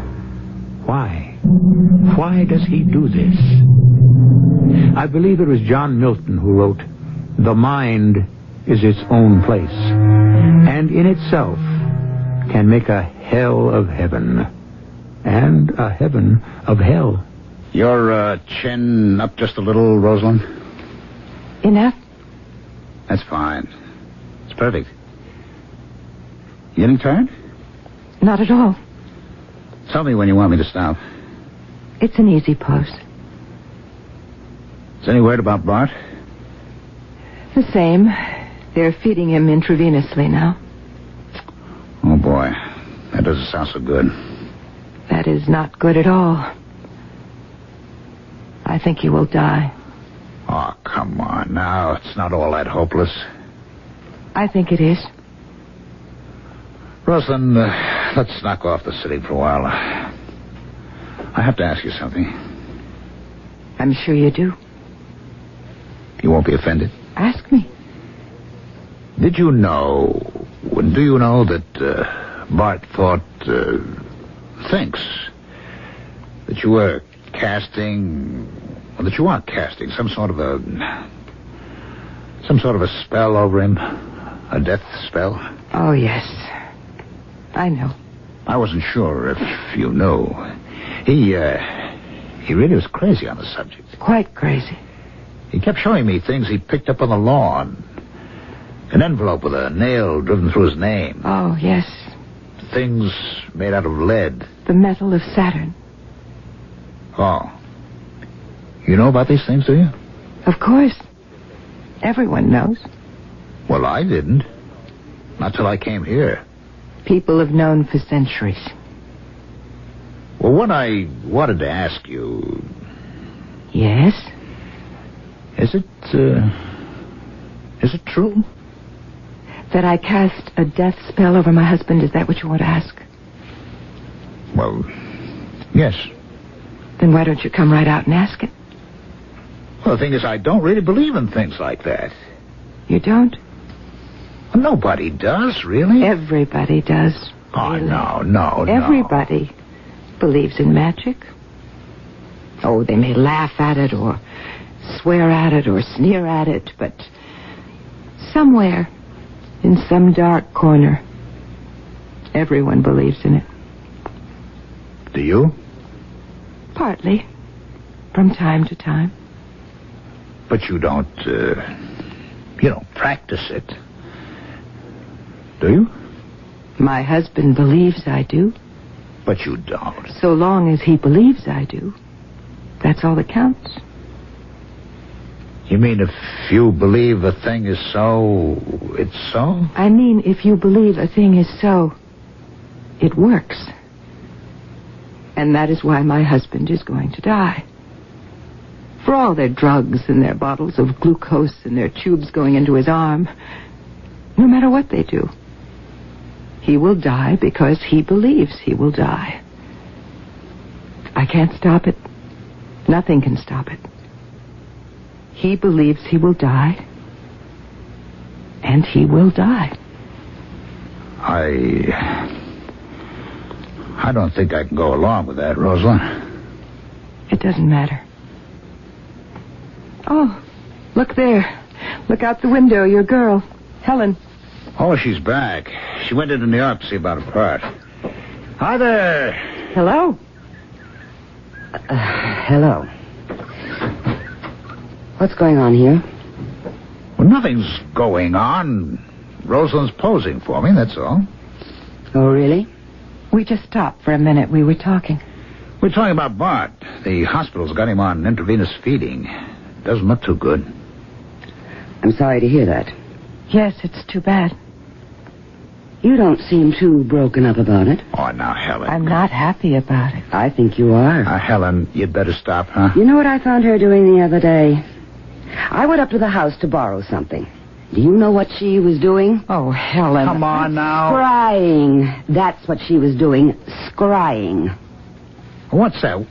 What is she talking about? Scrying is an ancient method used to conjure up spirits. And foretell the future. One uses a crystal ball. Or a glass of water. Yes. Or a bottle of ink. Anything that reflects.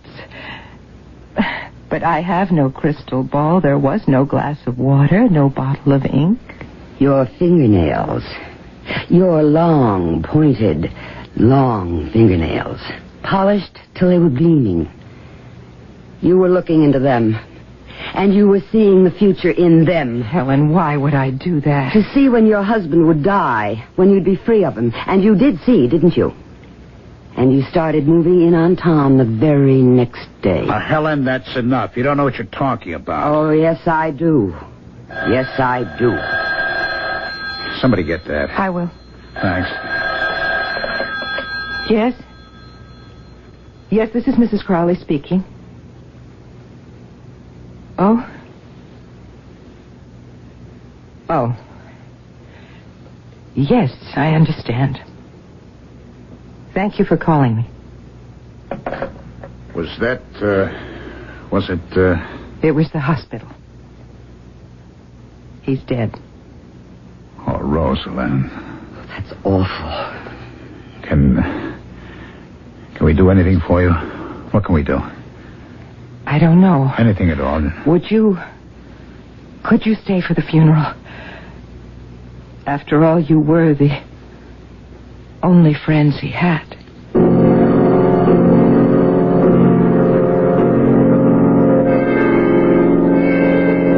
I don't know why I am doing this. I didn't even know the man. Not really. I wasn't his friend. You were. You're doing it because you're a nice girl.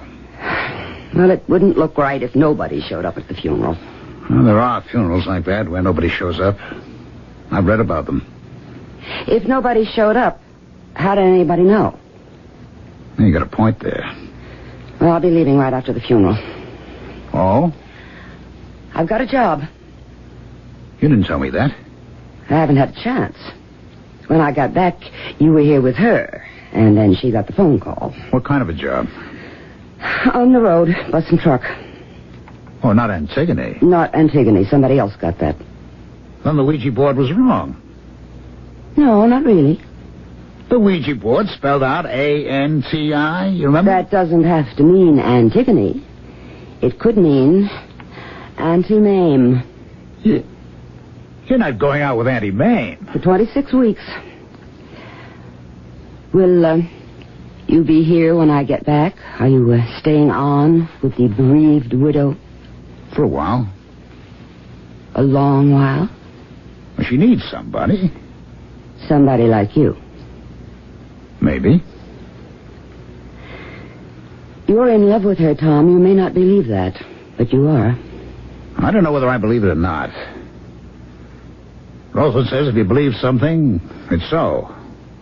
Like, Bart believed that she'd cast a death spell over him, so it didn't make any difference if she did or didn't. He believed she did. That's why he died. Oh, she did, all right. You don't know that. You have no way of knowing that. Right from the beginning. She got us down here. She cast a love spell. Oh, you're nuts. And I'm getting out before she casts a death spell over me. She hasn't got a thing against you, Helen. She likes you very much. Yeah? Then why is she taking my fellow away from me? She hasn't... She... It's all in your head. Oh, is that where it is? Then why are you staying on here? I told you, it's just for a while. A long while. Like forever? Oh, no. I'll tell you what. When I get through touring with Auntie Mame, I'll call you here. If a woman answers, I'll hang up. Meanwhile, we rehearse 2 weeks in New York. I'll be at our old apartment. If you change your mind... I'll call you. Now, let's get dressed for the funeral. We don't want to be late.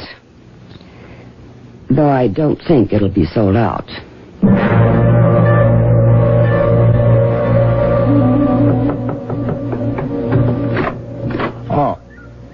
Oh, come in, Rosalind. I brought you some flowers. Well, that's very nice of you. Roses, huh? I arranged them for you. I don't think you have any vases here. Oh, where'll I put them? Oh, Any place? How about, here? Fine. Now, sit down and talk to me. Okay. You must be lonely without Helen. Well, we were together for quite a while. Yes, I miss her. But, she got a job, you know. Oh, did she? No, I didn't know. She left right after the funeral. I didn't have a chance to. Will she be back, do you think? Oh, right now she's in New York, rehearsing, and then she's going on the road for 6 months, so, no, I don't think she'll be back. Pity. I liked Helen.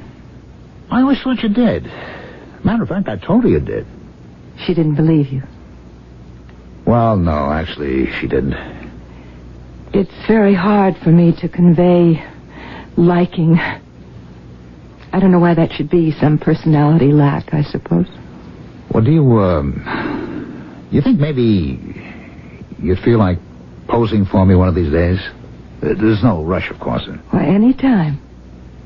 Now, if you like. Oh, I didn't mean... Well, why not? The light is very good.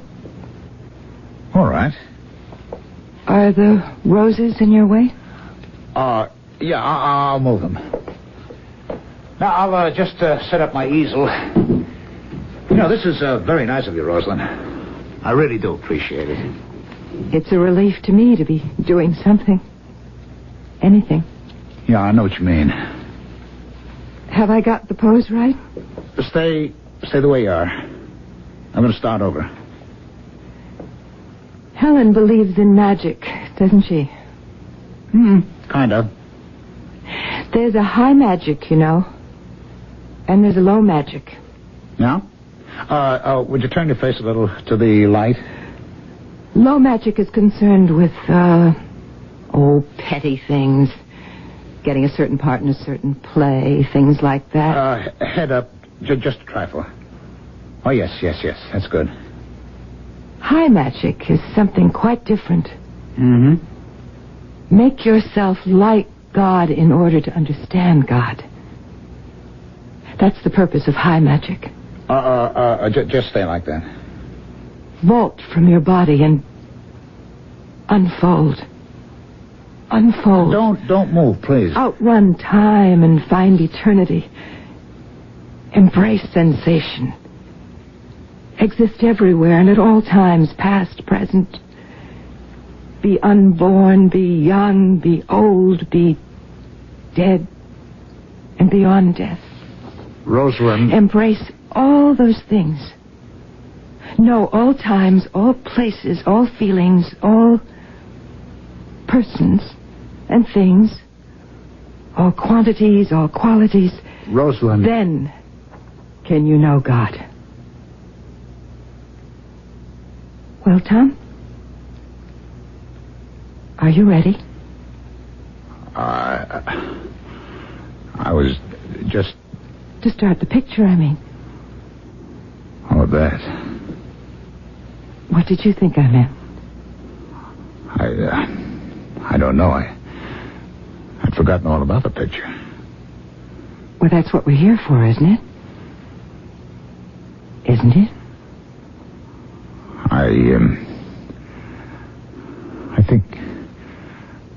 I think I'll just move the roses.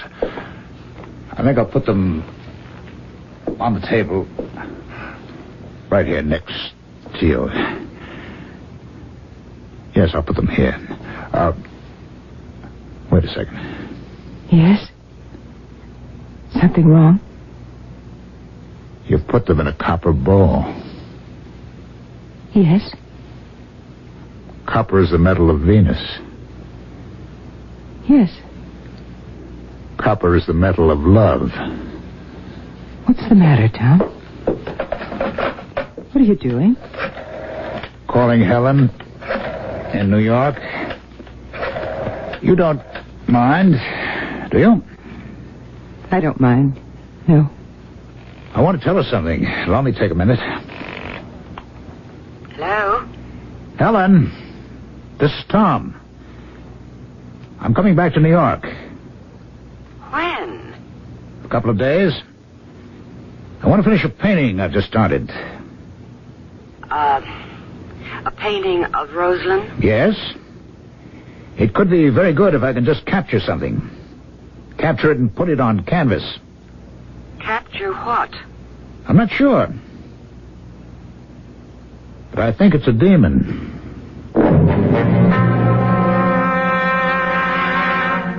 It's very dangerous to believe you are God. It's dangerous to believe that you are like God. It's dangerous even to believe that you can understand God. It's not only dangerous, it's arrogant. I'll be back shortly.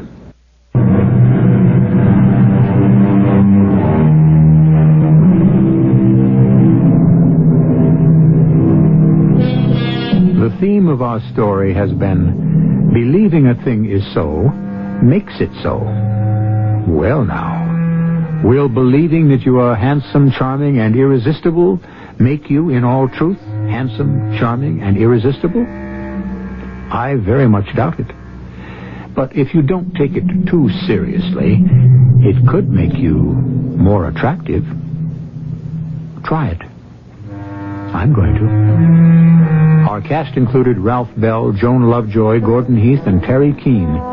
The entire production was under the direction of Hyman Brown. This is E.G. Marshall inviting you to return to our Mystery Theater for another adventure in the macabre. Until next time, pleasant dreams.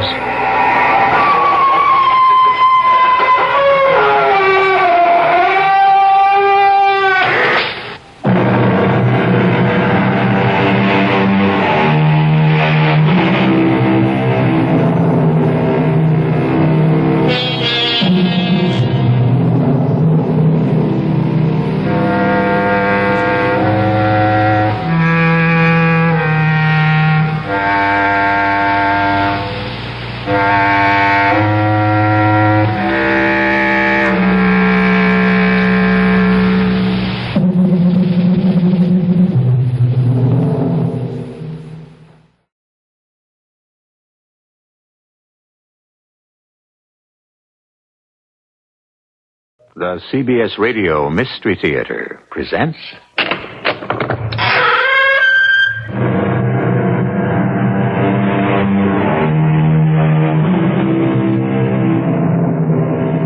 Come in. Welcome. I'm E.G. Marshall, in charge of the bizarre, keeper of the grotesque, collector of the fantastic. It is my duty to delve into unfrequented places in search of the unexpected. I deal in that touch of the improbable, which gives a series of events the quality we call mystery. If an element of horror creeps in now and again, you don't really mind, do you? I thought not. Actually, that's why we're all here, isn't it?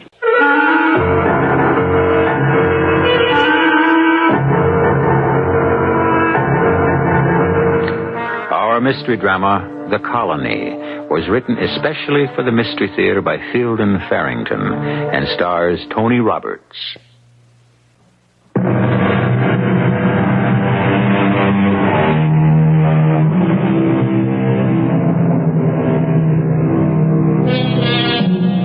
If you were doing the looking, where would you look for an occurrence that could be properly described as macabre? Where would you expect a nightmare to happen? In some dusty dungeon overlaid with a patina of past horrors? In an ancient Middle European principality famous for its vampires and walking dead? Well, weird goings-on would seem suitable in such places, it's true. But how about a well-maintained highway in beautiful New Hampshire, caught basking in the glory of the late afternoon sun?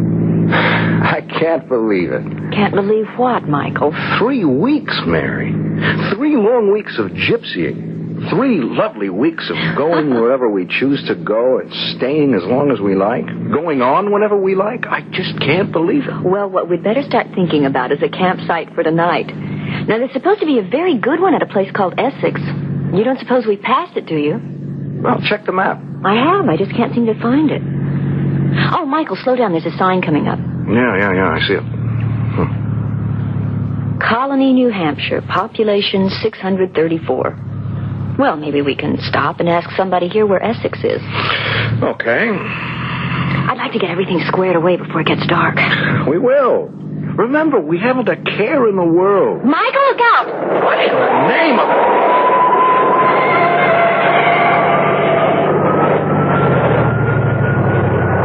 What was that thing? I have no idea. I never saw anything like it before. What's some kind of an airship? It looked like it came right up out of the road right in front of us. Yeah, I think it was behind that clump of trees at the turn, right up there. I'm going to get out and take a look. Look at what? The thing's gone now. Yeah, but it must have burned off some grass or something. Hey, didn't you see the flames shooting out underneath it? Some kind of rockets, I guess. Come on. I think it's just in back of these trees. Oh. I'm sure this is where it came from. Michael, do you think it was an unidentified flying object? Yeah, well, I sure couldn't identify it. Hey, there. Look. The ground's burned to a crisp in that big circle. Was the thing that big? No, I don't think so. Hey, if you ask me, there's been more than one of these landing and taking off here. Michael, let's get back to the car, please. It's kind of scary. Yeah, okay. But we ought to report this to somebody, don't you think? Gee, I don't know. Hey, everybody who reports an unidentified flying object always gets treated like a crackpot. If nobody believes you, what's the good of reporting it? They'll have to believe us. We saw it. Yeah, that's what they all say. Well, we can bring them back here and show them where the grass is burned off. Yeah, there is that. Michael, that was a real thing we saw. And we don't know where it came from or what kind of a threat it may represent. Well, somebody ought to check it out. Yeah, I guess you're right. Okay. We'll report it when we get to, what was the name of that town? Colony, New Hampshire. Population 634.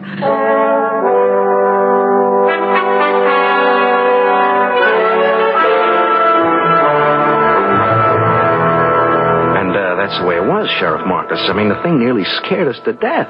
Whooshing up out of nowhere right in front of us, shooting out flames and everything. What they always say, about flying saucers is that they're just some kind of optical illusion. Well, this was not an optical illusion, Sheriff.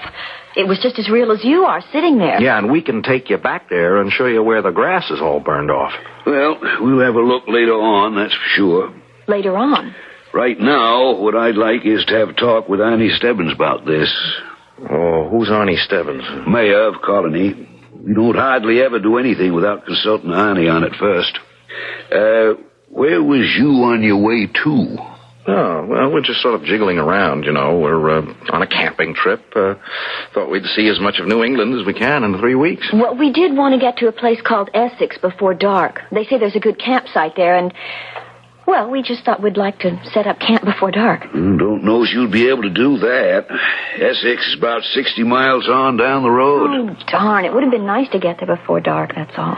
Tell you what, I'll take you on down to May Norton's place. Where's that? May's widow lady lives other end of town, the old Daly place.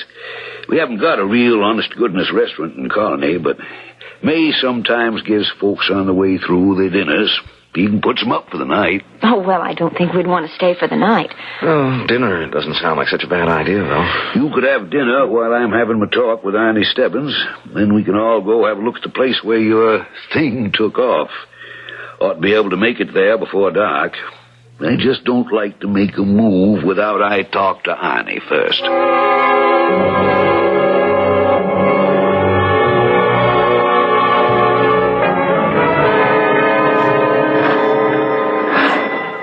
I want to tell you, Mr. and Miss Duncan, you're going to get one of the finest meals you ever ate.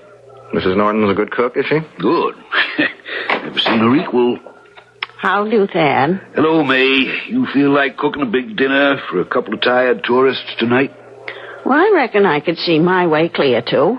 Be the regular price. It's $4 apiece, which she always charges. Well, come in. Come in. You can make yourself comfortable there in the sitting room till I get things on the table. Be maybe a half hour or so. Just make yourselves right at home. May doesn't stand on ceremony. I just want to have a word with her, and then I'll go have my talk with Annie. How long do you think you'll be? Oh, ought to be back by the time you finish dinner or shortly after.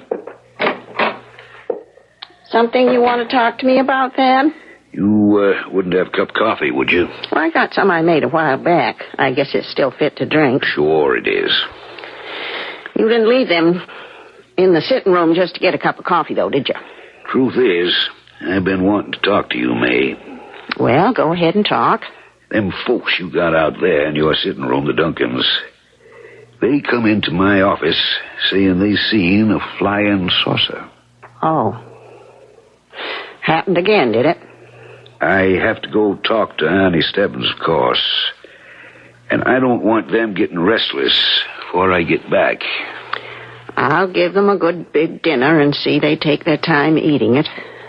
They won't get restless. Do you think there was anything odd about the way Sheriff Marcus took it when we told him about the unidentified flying object? No. In fact, I thought he took it very well. Well, I guess that's what I mean. I think he believes us. Well, didn't you want him to? Yeah, but I didn't expect him to. He didn't even seem surprised. Well, it's just too bad there aren't more people around like him. Would have had the whole UFO mystery cleared up years ago. Maybe. It just seemed sort of strange to me, that's all.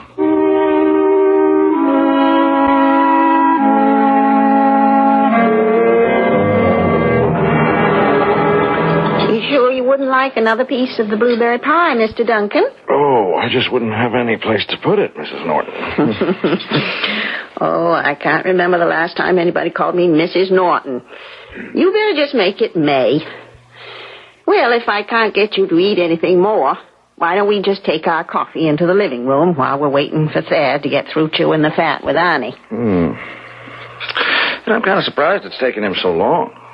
Oh, things don't move very fast in Colony, Mr. Duncan. A couple of old town people like Thad and Annie get to talk, and they could go on half the night. Maybe you'd like some of my blackberry brandy? Oh, no, thank you. I don't think so. Oh, I feel fine just the way I am. So, you seen a flying saucer, did you? We sure did. How did you know that? Thad said something about it before he left. What was it you wanted Thad to do about the flying saucer after you told him about it? Well, I don't know. I just always thought you report a thing like that to an official, that's all. Yeah. Well, maybe Annie can think of something, though I don't know what it'd be. If you don't mind my saying so, you might have been smarter just to mind your own business. I think UFOs are everybody's business. Yeah, why do you think we would have been smarter? Well, no reason, I guess, except it usually is smarter to mind a person's own business. And I still say that a UFO sighting is my business. I think people shrug them off too easily. They can't all be weather balloons or optical illusions. Too many of the things have been seen. Well, I never said you seen a weather balloon. Well, you did say we should have minded our own business.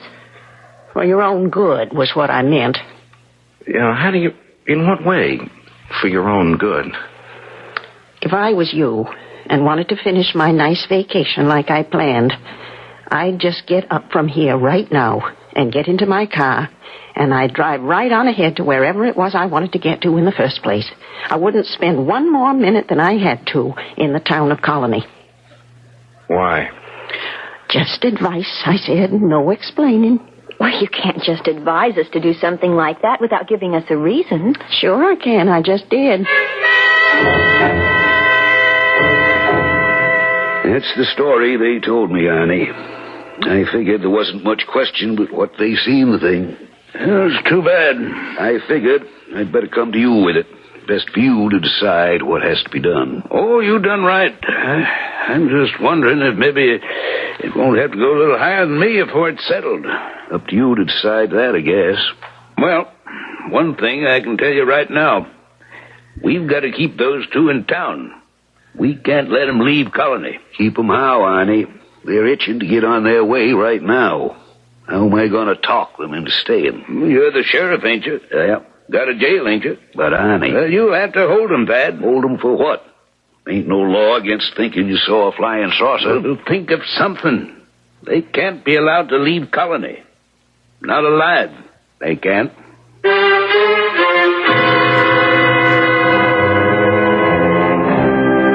A quiet drive along a peaceful New England road has led to a UFO sighting. And the UFO sighting has led to danger for two innocent people. So much for the idea, if anyone had it, that you must go looking in the wilds of Transylvania for improbable and dangerous happenings. Start being careful right in your own home, while waiting for me to return shortly with Act 2.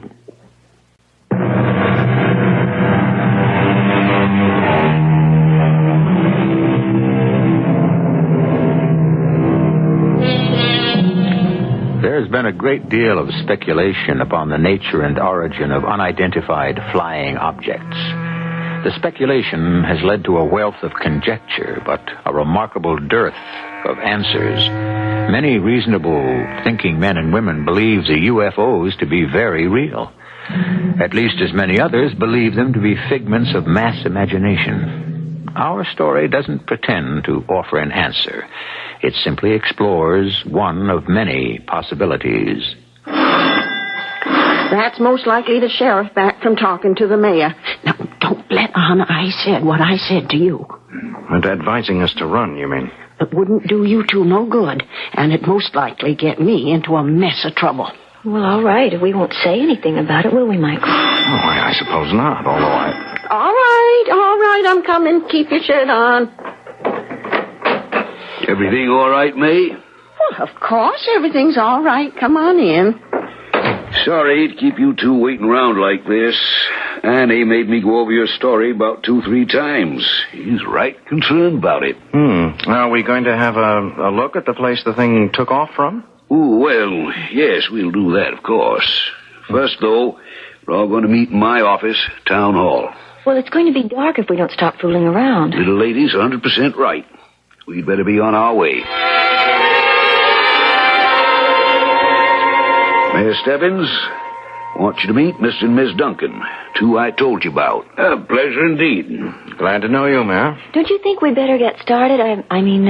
Michael and I still have to find a place to spend the night. Oh, there's plenty of time, Miss Duncan. I'm a man never did like to rush on things headlong. Better to consider a thing from all angles first, don't you think? Now, where were you two driving from today? Well, we spent last night at a motel just outside Stamford. We plan to start our real camping tonight. A place called Essex was where you wanted to get to? Yes, that's right. Well, now, where'd you stop for lunch today? Oh, what difference could that possibly make? We stopped at a roadside restaurant. Didn't notice what town it was near. Have anything to drink at the roadside restaurant? Drink? A cup of coffee, I think. No alcoholic beverages? We don't drink, Mayor Stebbins. You didn't stop anywhere along the way in the afternoon and have a drop? No, I told you we don't drink. Why all the questioning, Mayor? We stopped at the sheriff's office to report the sighting of an unidentified flying object. Why are we being questioned? Well, I'll tell you how it is, Mr. Duncan. Thad and I take our responsibility to the town of Colony right serious. Yes, so? One of the things we will not tolerate is drunken driving. I couldn't agree with you more, sir, but what has that got to do with us? Well, I'm the kind of man, Mr. Duncan, that likes to keep both feet on the ground. I believe half of what I see and very little of what I hear. So, when it comes to saucers, I never seen one. Neither did we, sir. Until this afternoon. And you're sure you saw one then? Yes, sir, quite sure. Thad, remember the time Roy Beecher thought he saw a flying saucer? Drunk school he was at the time. Spent the night in jail and had a good laugh at himself the next day for thinking he'd seen a flying saucer. I remember it well. It's been my opinion ever since that anybody thinks he sees a flying saucer, he's been drinking too much. That's all there is to it. Flying saucer, too much booze. This is ridiculous. Look, you're accusing us of drunken driving? I've got no choice. You claiming you saw a flying saucer and all. But I tell you, we don't drink. We never drink. Don't you have some kind of a test? Blow up a balloon or something like that? Too late for that now. Might not have been when you first came in, but it is now. Hey, besides, you've had one of May Norton's monstrous big suppers on top of whatever it was you had to drink this afternoon. So, best you just spend the night here with us. We can talk more about it in the morning. Spend the night here with you? We've got a right comfortable jail here. Right back there, through that door. Are you suggesting that my wife and I spend the night in your jail? Not just suggesting it, Mr. Duncan. That's the way it's going to be. Michael, Michael, that gun. Sheriff Marcus, you are going to be very sorry you drew that gun. Maybe so. Meantime, you two just go on back through that door, and we'll get you tucked in for the night.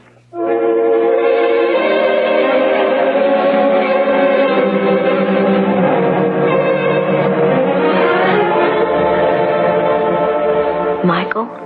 Good morning. You awake? Yeah, I've been awake for quite a while. I thought I'd let you sleep as long as you could. I'm surprised I went to sleep at all. Did you? Yes, not really so bad, you know. We slept in motels that weren't any better. Yeah, well, I'd rather sleep in a motel just the same. Yeah. It's the indignity of being jailed for the night. That's what makes it so bad. And for drunken driving. Oh, it wasn't for that, Mary. Listen, I think we got put in jail because we saw a flying saucer. I mean, I figure they're hooked up somehow to that UFO we saw. Who, the mayor and the sheriff? How could they be? I don't know, but why else would they want to lock us up? Well, then you think the drunken driving charge was just an excuse? Oh, sure, of course it was. Mr. and Mrs. Duncan? Yeah, who is it? May Norton. I brought your breakfast. Oh, well, I'm a lot more interested in getting out of here than I am in breakfast. Wouldn't want you driving off on an empty stomach. What time does the sheriff get in the morning? I don't know. Different times, I expect. I don't have a key to the cell there. I'll have to shove the trays in under the door. There's country cured ham, fried eggs, home fried potatoes, hot biscuits and honey. Hope you got a good appetite. Well, that's one thing we won't be able to complain about, at least. The food.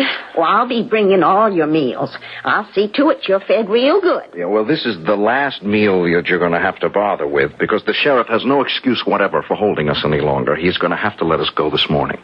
Well, I wouldn't depend on it if I was you. Eat your breakfast before your eggs get cold.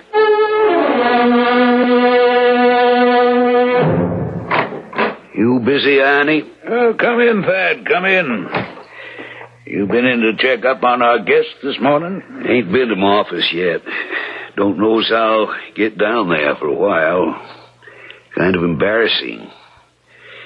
You decided yet what we're going to do about them? Yeah, I reckon so. We'll have to check it out first, of course. I don't feel comfortable about it, Annie. Any special reason? Well, this young couple, they're the kind of folks that's likely to have a whole slew of friends and relations fretting over them if they don't show up where they're expected. How long a vacation they on? 3 weeks, I think one of them said, just starting, too. Just kind of meandering around, camping wherever they happen to feel like it? That's the idea I got. No advance itinerary? You wouldn't think so. Well, then, I don't see we got anything to worry about. Sooner or later, their folks are going to be out looking for them. Thad, we're going to have to convert them. We're going to have to take them over and keep them here. It's the only way.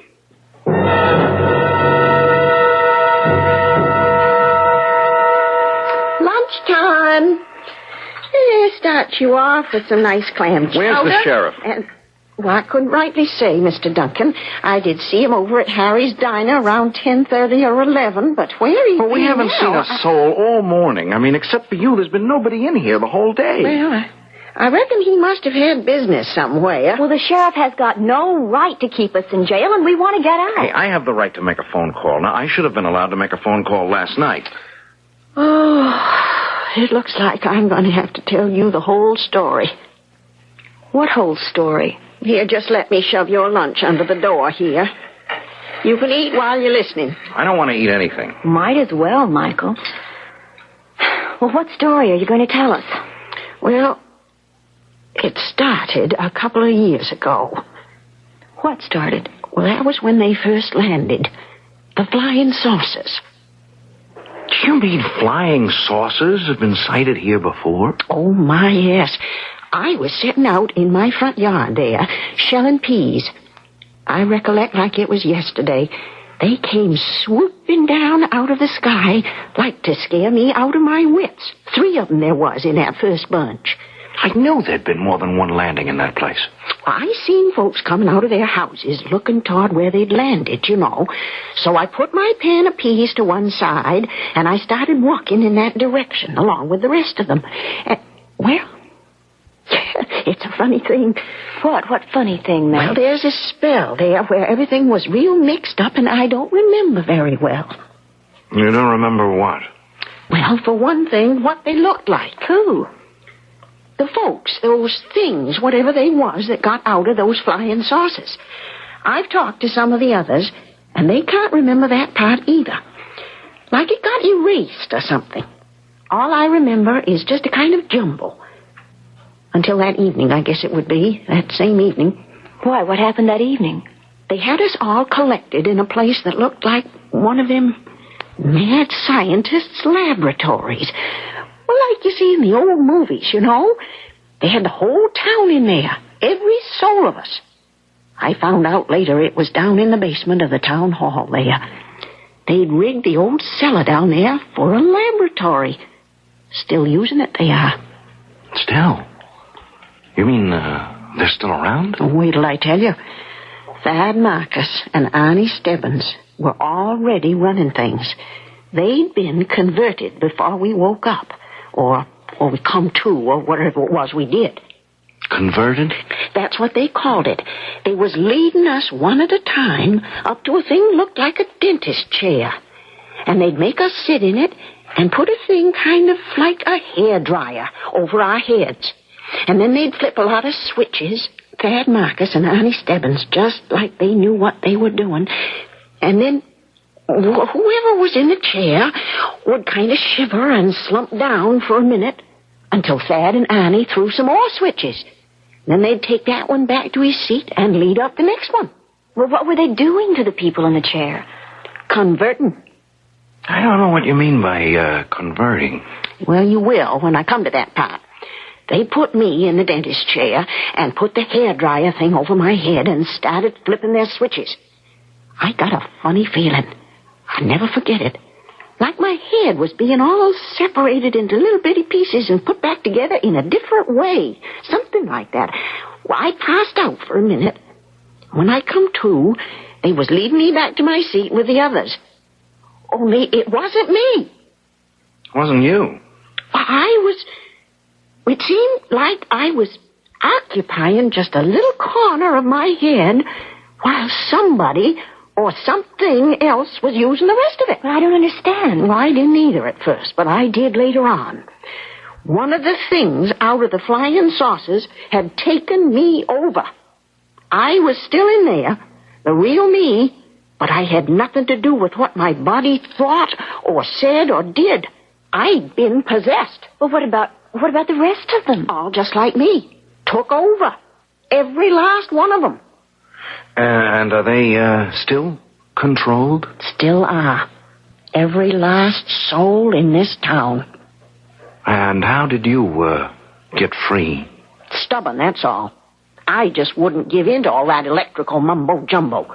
Kept on resisting and fighting till I got the upper hand. How could you do that when the others couldn't? I've been thinking about that a lot, and I think I got it figured out. My great-great-grandmother, something like that, was burned for a witch when they had the trouble over in Salem. Maybe I inherited something from her. Well, so what are you saying, that you're a witch? Oh, land, no. I don't believe in that kind of nonsense. No, what I'm saying is, all them women that got accused of being witches, all they was just stubborn women. I mean stubborn way past ordinary. So stubborn, They just would have their own way and nothing else would do. And that's what you think you inherited from your great-great-grandmother. Her stubbornness. Well, I got it. No question about that. Come to some alien taking over my mind. I was just too pig-headed to let him have it, that's all. But what about the others? I mean, all the rest of the people who've been taken over. Well, it's my opinion that if they had just stood up and refused to give in to the aliens, they'd all be free right now. What happened to the alien who tried to take possession of you? I just threw her out. Last I've heard of her, I don't know what became of her. Evaporated, I wouldn't be surprised. Well, that's quite a story. It's more than a story, as you'll find out. What do you mean, as we'll find out? Oh, don't you see? They'll have to convert you. What else can they do now that you know about the flying saucers? This time tomorrow, unless you can figure some way out of it, you'll be one of them.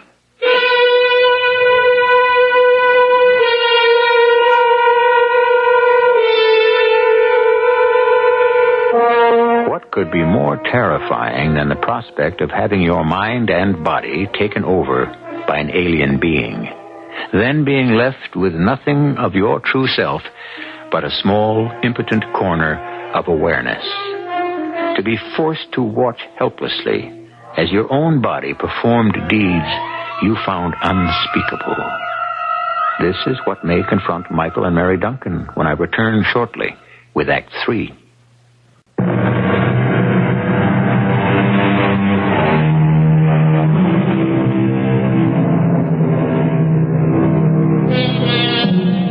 If we're to believe May Norton's story, the bodies and minds of all the citizens of Colony, New Hampshire have been taken over and are controlled by alien beings who come and go in spaceships, like the one Michael and Mary Duncan saw on their way into the village.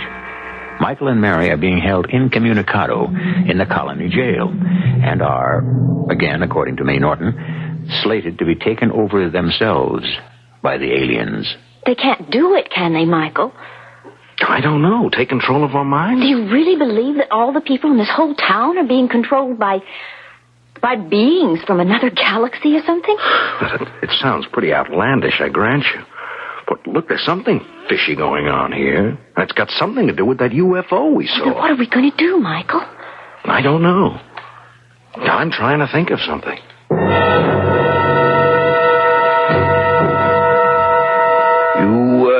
Made up your mind, Annie, about them, have you? Yeah. Been in touch with the folks up on the mothership about it? I had a long talk with them earlier this morning. They agree with us that there ain't nothing we can do but take over the Duncans. I just wish I could feel more comfortable about it. What exactly was decided? The ship's sending down the 2 new colonists around 8 tonight. And I figure we can have the takeover down in the lab around 8:30. Sound all right to you? Sounds fine. Sooner I get them 2 out of my jail, better I like it. Where'd you figure on putting them up? Well, I thought about letting them have a couple of rooms over at May Norton's place. She's just rattling around that big old house all by herself. All that extra space just going to waste. Good idea. Wouldn't hurt to have somebody keep an eye on May anyway. She's still making trouble, is she? Kind of halfway subversive talk. Nothing anybody can put a finger on. I'll schedule the takeover for 8:30 tonight. We'll have everybody in to witness it as usual. All down? Every man jack of them. Want me to let them all know? I guess you better, yes. Tell them 8:30 sharp. We don't want to waste time waiting for anybody.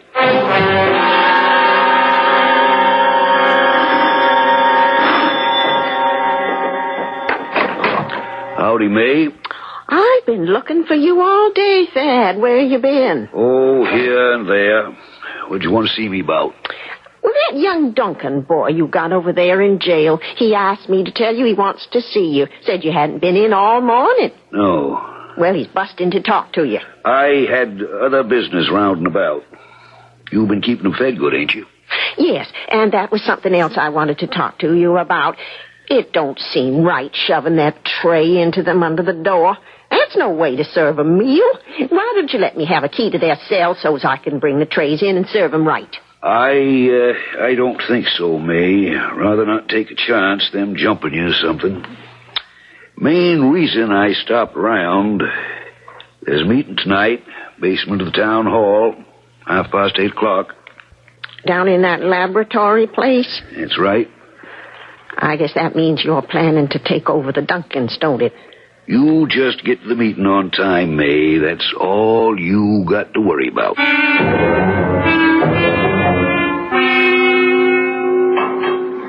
Michael, what are you doing? I'm just checking to see if there's a loose bar anywhere. I want to get out of this place. Oh, escape. I mean, that's a little melodramatic, isn't it? Well, damn it, we could rot here, Mary. I mean, with May bringing us our meals, there's no reason why the sheriff would ever have to come around.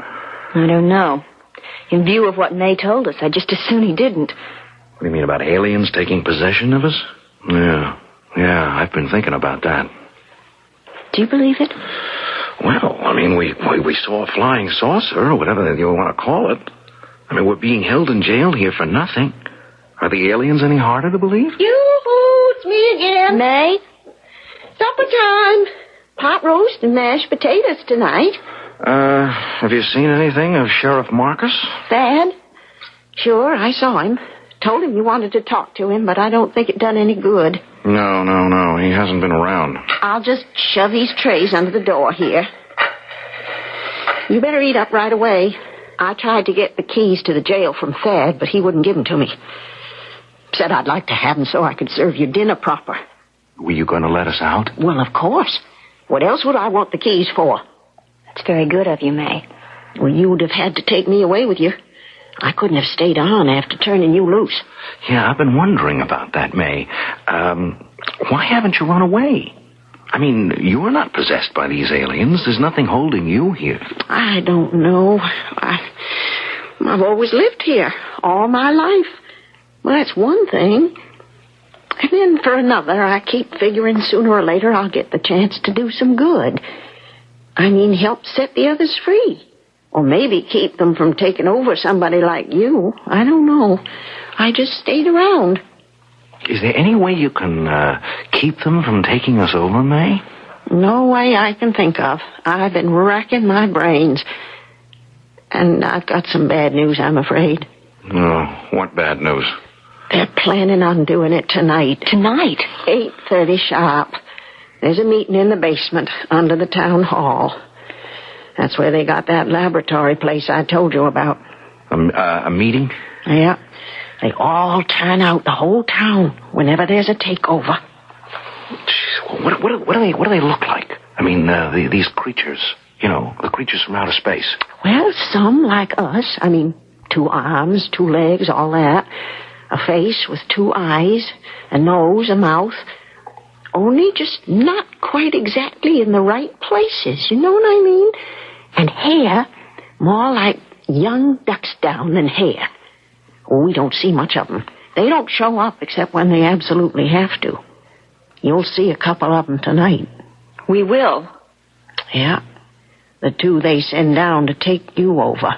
Oh. All right, now look, there's got to be some way to stop them. There must be. I wish I could think of what it is.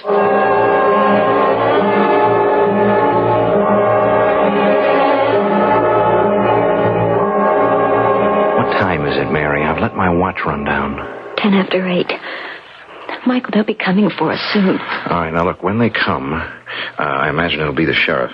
Don't make a fuss of any kind, you know. Don't try to hold back or anything like that. Why not?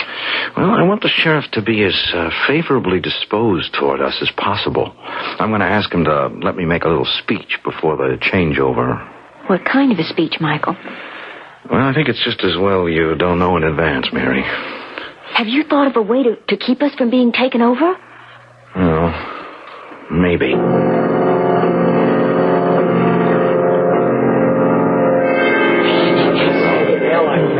You 2 can take your places on the podium there to the left of the mayor. I'll be sitting just to your left. Why do we have to be on the stage? You'll find out. All in good time. Michael? Yes? Michael, look at those two standing toward the back of the stage. Just behind the mayor. The aliens. They're really not human, are they? No. Oh, Michael, I don't want one of those things inside my mind. No. All right. Let's come to order here. Sheriff Marcus, have these two been informed of the nature of tonight's proceedings? Not yet, Mayor. Please so inform them. Michael Duncan, Mary Duncan, you are hereby served notice that you will this night have the honor of contributing your bodies and the remainder of your lives to the advancement of the great new civilization which is about to be realized upon your earth.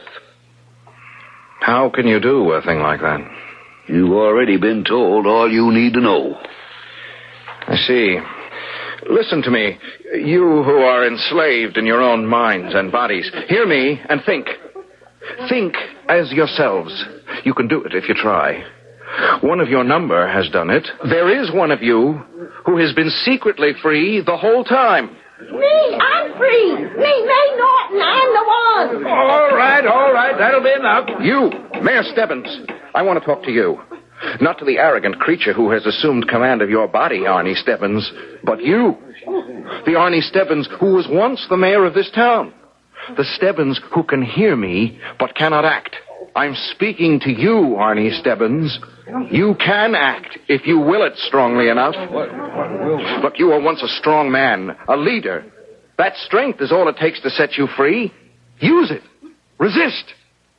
Think yourself your own man, and you will be your own man. Thad, make him stop. Oh, Thad doesn't want me to stop. Not the real Thad. He's like you, Arnie Stebbins, and all the rest of you. He wants to be free also. Try, Arnie. Try. No, make him stop. You can do it, Arnie. You can. No. Arnie Stebbins has won. Arnie Stebbins is free. And what he has done, you can all do. Try. Be stronger than they are. Try. Duncan, help me. I'm Thad Marcus. Really Thad Marcus. I want out. Yes, you'll get out. You all will. You're all going to be free.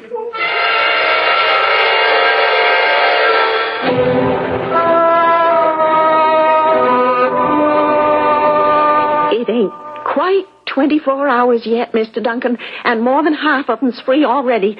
And them that ain't are harboring some mighty sick aliens. You think they'll all be able to free themselves? Every last one of them. No doubt in my mind whatever. Where? I mean, I just wondered what happens to the aliens when they're cast out. I don't know. They're out. That's all I care about. We'll be all right here, Mr. Duncan. You two can go ahead with your trip now. You don't think we ought to stay until they're all free? I don't think there's any need for it. We're all right now, or soon we'll be, all of us.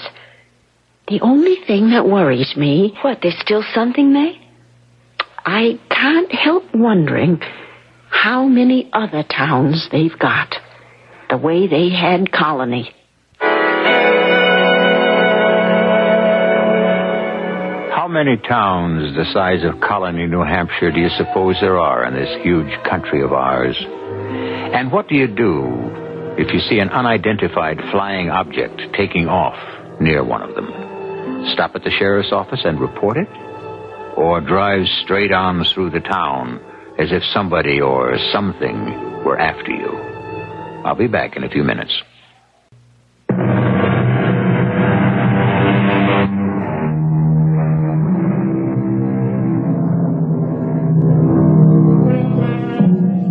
Colony is just another small New England town these days. The people go about their commonplace affairs as though nothing more melodramatic than a Sunday school picnic had ever happened there. But they remember. Arnie Stebbins never meets with the town council without wondering if they are all truly themselves. And Tad Marcus, making his rounds in the sheriff's official car, keeps a weather eye out for unidentified flying objects. Our cast included Tony Roberts, Morgan Fairchild, Francis Sternhagen, Jackson Beck, and Guy Sorrell. The entire production was under the direction of Hyman Brown. This is E.G. Marshall inviting you to return to our Mystery Theater for another adventure in the macabre. Until next time, pleasant dreams.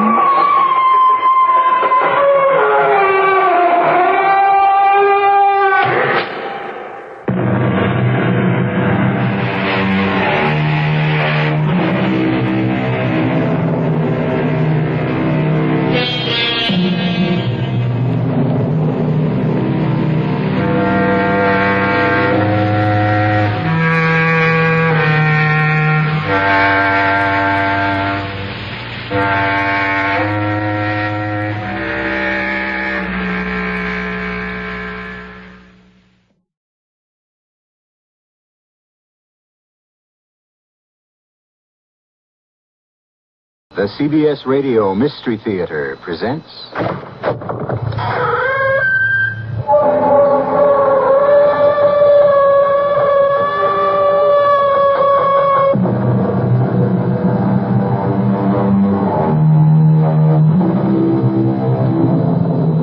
Come in. Welcome. I'm E.G. Marshall. There's a very fine line between life and death. So fine, it prompted one writer to tell us that in the midst of life, we are in the midst of death. And in the story that follows, we'll see that where there's love and a will to survive, survive we must. We are going on a journey into the macabre. Come with me to a breathtaking cavern in southern Arizona. Roger Markle, professor of geology, is leading a party of his students on a rock hunting expedition. They're deep below the surface of the earth in this little-known cavern, chipping at specimens of sparkling stone. Hold that light a little higher, Joel. Okay. That's better. Now, can everyone see clearly? Yes, sir. This is a splendid example of pyrite. Pyrite. You'll remember that this is also known as fool's gold because of its yellow color. It's used primarily... Wait. Listen. Good Lord, it's a cave-in. Everybody out. Run to the airplane.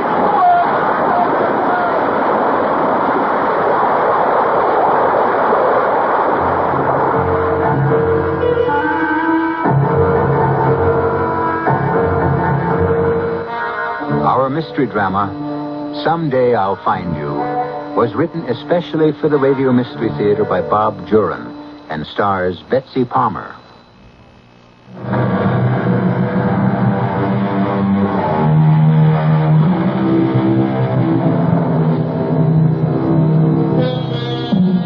From a cavern in southern Arizona, we go now to a fashionable apartment in Chicago, the home of Professor Roger Markle. Anne Markle, the professor's wife, is in her dressing room getting ready for the opera. Her sister Madge is at the living room bar, mixing a batch of cocktails. Olive or lemon peel, Anne? Olive. Since when did you take up martinis? Oh, about 2 years ago. Has it been that long since I've seen you? Mm-hmm. Not since Mother's funeral. Oh, that's right. Oh, I wish you'd visit us more often, Madge. Hey, will you sit me up? Sure. You know you're always welcome, and Roger is so fond of you. Oh, honey, you know how it is. We all get into our little ruts. Well, you've just got to stay on a few days after Roger gets back. He's dying to see you. Well, that can be arranged. I've nothing to rush home for. He's due back Sunday. What's he doing this time? Well, he has a group of students exploring some cave in Arizona, and he wants to write a book about it. Here's your martini, thanks, dear. I'm sure it'll be a good one. Mm-hmm. The book, I mean. Oh. Well, in his position, he has to publish. It's expected. Well, all the more reason to be proud of him. And I am. Mm-hmm. Well, we'd better call the taxi if we want to make dinner before the... Oh. No, I'll get it, dear. I'll get it. You finish your drink. All right. It might be the valet. I had 2 of Roger's suits sent out. Yes? Mrs. Markle? No. I'm her sister. Is she at home, please? Yes, she is. What is it? Detective Holmes, ma'am. I'd like to see Mrs. Markle. The police? Yes. Oh, is it Madge? Who's out there? Come in. What's the matter, Madge? I don't know, Anne. This gentleman is from the police. Police? Mrs. Markle? Yes? I'm Detective Holmes, 31st Precinct. Would you both sit down, please? Well, what is this? It's about your husband, Mrs. Markle. Professor Roger Markle of the University. Roger, what is it? What's happened? Well, we've had word from the state police in Arizona. He was exploring a cave there. There was a cave-in early today, and Mr. Markle hasn't been found. Oh, dear God. No, I don't quite understand. You say that Roger was in a cave-in? Yes, 3 of the students who were with him escaped. They say Professor Markle got them to safety, but before he himself could get out, the whole wall of the cavern collapsed. Oh, no. No. Well, that's the story we get from Arizona. Of course, we'll want to question the students more fully when they get home. They're being flown in tonight. But my husband, Roger's still out there. We're not sure of anything yet, Mrs. Markle. They say he must have been buried in the collapse. There was no sign of him. They tell us the crews are digging, but... I've got to go to him. I'll have to fly out tonight. And, dear, there's nothing we can do. No, I don't expect to do anything, but I have to be with him. I just have to be there. Mrs. Markle, the best thing you can do is stay right here. We'll keep you informed regularly the minute we hear anything. Keep me informed? My husband is dying under tons of earth, and you expect me to sit here waiting to be informed? All right, Anne. We'll go. We'll fly out tonight. I think we really have to go, Sergeant. If they find him alive, she ought to be there. That's up to you, ma'am.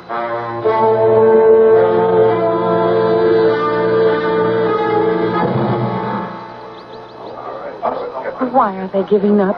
Why? Anne, dear, there's no use digging anymore. They've hit solid rock.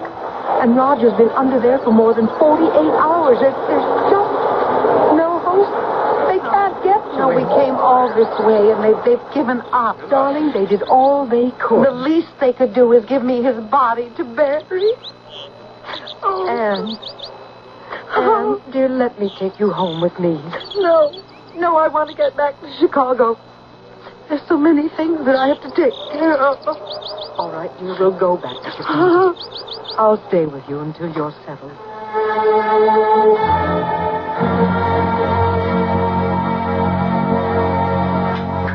More coffee, Anne? No, thank you. Dinner was lovely. Anne, I've got to bring this up sometime. I know. You want to be getting home. Well, it's been more than a month now. You know I'd stay as long as you need me, but I've got to get back to Texas for a while. I'll even come back here in a few weeks if you want. No, Madge, I've got to start adjusting. It's time you did go home. Oh, my dear. You know you've been wonderful, and I just couldn't have gotten through this without you. But you do have your own life, and I've got to start remaking mine. I think the sooner you try, the better you'll be.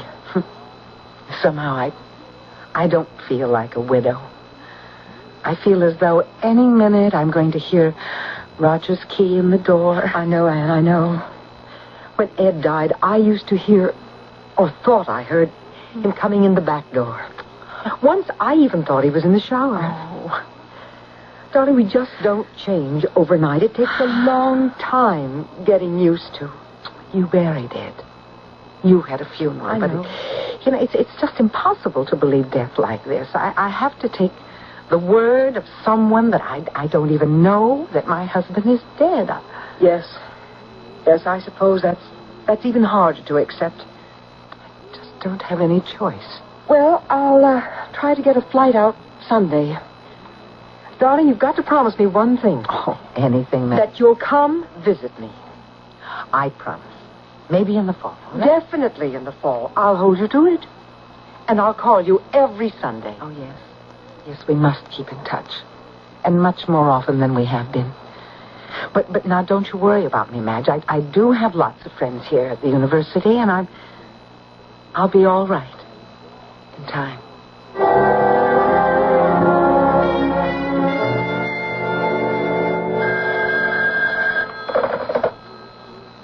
Hello. Anne? How are you? About the same, Madge. Well, when I called last week, you seemed more cheerful. Oh, you know how it is. Day to day. Well, I'm holding you to our bargain. A visit in the fall. It's the 1st of October. Yes. Roger's birthday. When can I expect you? Our Texas hospitality is ready and waiting. Oh, I hadn't thought about it, Madge, but how about a week from today? Yes, I think I could fly out on the 8th. Oh, I was hoping you'd say that. I'm dying to see you. Oh, and I want to see you, too. I'm so anxious to talk with you. That's what sisters are for. I'll expect you a week from today.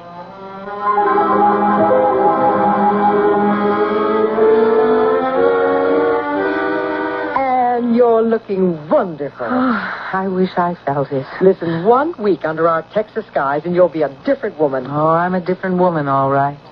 How was the plane trip? I hardly noticed. Oh, that's the way it is with these jets. They're so smooth, you'd hardly know you're flying.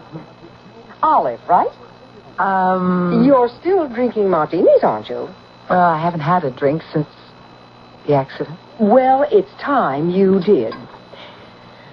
Oh, here's to, what? Not much to drink to anymore. I'm sorry. I should have realized. There's nothing worse than phony cheerfulness when you're ripped apart inside. But I thought you'd be a little better by this time. Oh, I didn't mean it that way, Madge. I was doing it for myself, I guess. And I don't know what to say. Well, I thought time would help. I'm not over it. I'll never get over it. I'm so glad you came anyway. It shows you're not wrapping yourself into a cocoon. Well, I haven't had the time to do that. The university wants me to go back to teaching. Well, that's a marvelous idea. Oh, they're just being nice. But I might take them up on it. When Roger was alive, it was my life. But now I have to do something. Well, for the next 2 weeks, you have nothing to do but relax. Oh, I wish I could relax. If I ever get over this terrible nagging feeling. It takes time, dear. Roger's death was a shock to you. That's what nags me. I've had the feeling that Roger is not dead. It gets stronger. Anne, don't torture yourself with that. I know you and Roger were very close. It's natural that at a time like this you feel a certain spiritual bond. No, it's more than that, Madge. This is a certainty I have that Roger is alive. I don't think he died in that cave-in. And sometimes we want to believe so strongly. So that we get carried away. No. This time All right, Anne. Maybe I'm wrong. If it helps you to believe this way, that's best. If it makes getting up in the morning easier. Oh, it does. But the nights. Oh, those nights. Finish your martini. And I'll tell you what we're going to do tonight. We're going to El Vadro. Across the border. It's a typical Mexican border town, but loads of fun. Even on a Monday night. Oh. You just can't be unhappy with all that Latin music, the color, the lights. I don't know if I'm up to that, Madge. I know you don't want phony cheerfulness, but try a little gaiety, huh? Just for me? Well, all right. And maybe I'll take another martini. I'm feeling looser already.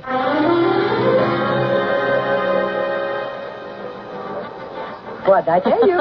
It is exciting. Hey, how about a fresh taco? Delicious. Oh, somehow they're better from the street vendors. Yeah, I would like to buy a silver piece. I love Mexican silver jewelry. I know the perfect shop.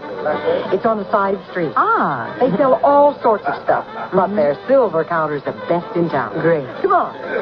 I spend almost every other weekend down here. Oh, I love it. It is garish, though, Madge, don't you think? Of course.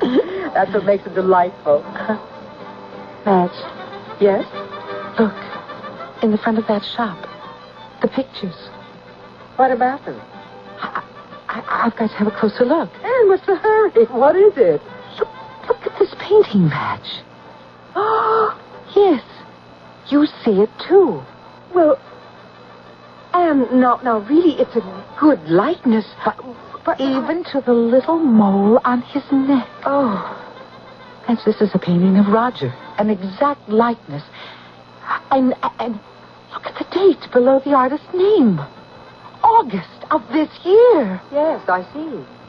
That was 3 months after the accident.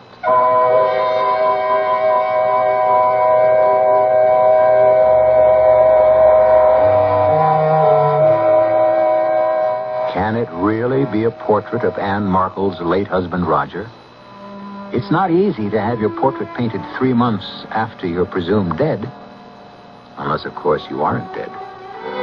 Madge seems to think it's just a likeness, that it's not really Roger Markle in the painting. But try to convince Anne of that. You'll see how impossible that is when I return shortly with Act 2.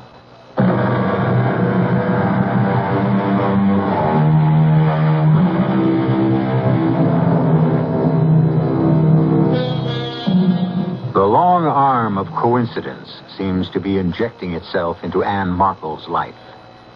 In a small Mexican border town, she has found a portrait of her husband, presumably painted 3 months after he was buried under tons of earth and rock in an Arizona cave-in. Surely it's coincidence that some artist painted the portrait. But I wonder, perhaps the artist had a model for his painting. Anne has never accepted the fact of her husband's death. It is Roger. There's no doubt. The face, the expression in the eyes, it's Roger. Can you make out the artist's name? See, there's an initial E. C-R-E-N... Crenshaw. E. Crenshaw. Signora is interested in the painting? Oh, very much. It happens to be a portrait of my husband. Ah, Signora will surely want to buy it? Oh, yes, I'll buy it. But I must know where you got it. Why, from the artist. I represent him here. I receive his work on... Oh, you call it's a big American word. Consignment. See, that is what he calls it. Uh-huh. I display them here and get 20% of the selling price. Well, where can I find this artist, this E. Crenshaw? Signora is interested in buying the portrait? Now, I'm more interested in finding the artist. Would $50 be satisfactory?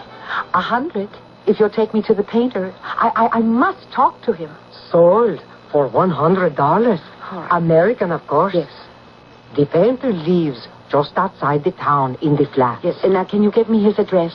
Oh, Signora, there are no addresses in the flat. Oh, just ask anyone for the Americano. Or look for the greenhouse at the end of the row. Oh. He's the only one that's painted. Excuse me, Signora, I will wrap the painting. And you're only going to hurt yourself even more. The man who posed for this can't be Roger. I'll know when I talk to this E. Crenshaw. I'll be able to tell by his answers whether it was Roger or not, but I already know it is. You're not thinking of going there tonight? Why not? Well, there aren't any street lights out there. Practically no streets. The flats are nothing but tar paper sheds. Well, will you take me there first thing in the morning? Please, Madge.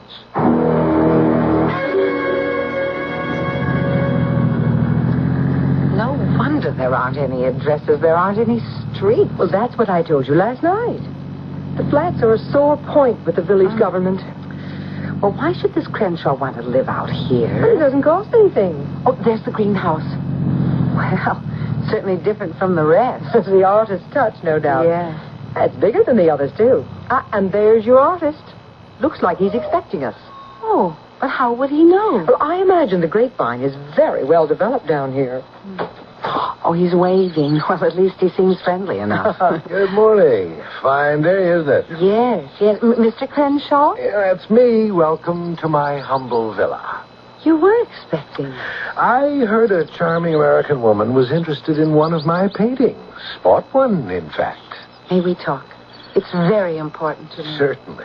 This way, ladies. I have fresh coffee on. Thank you so much. I'm Anne Markle, and this is my sister, Madge Connors. How do you do?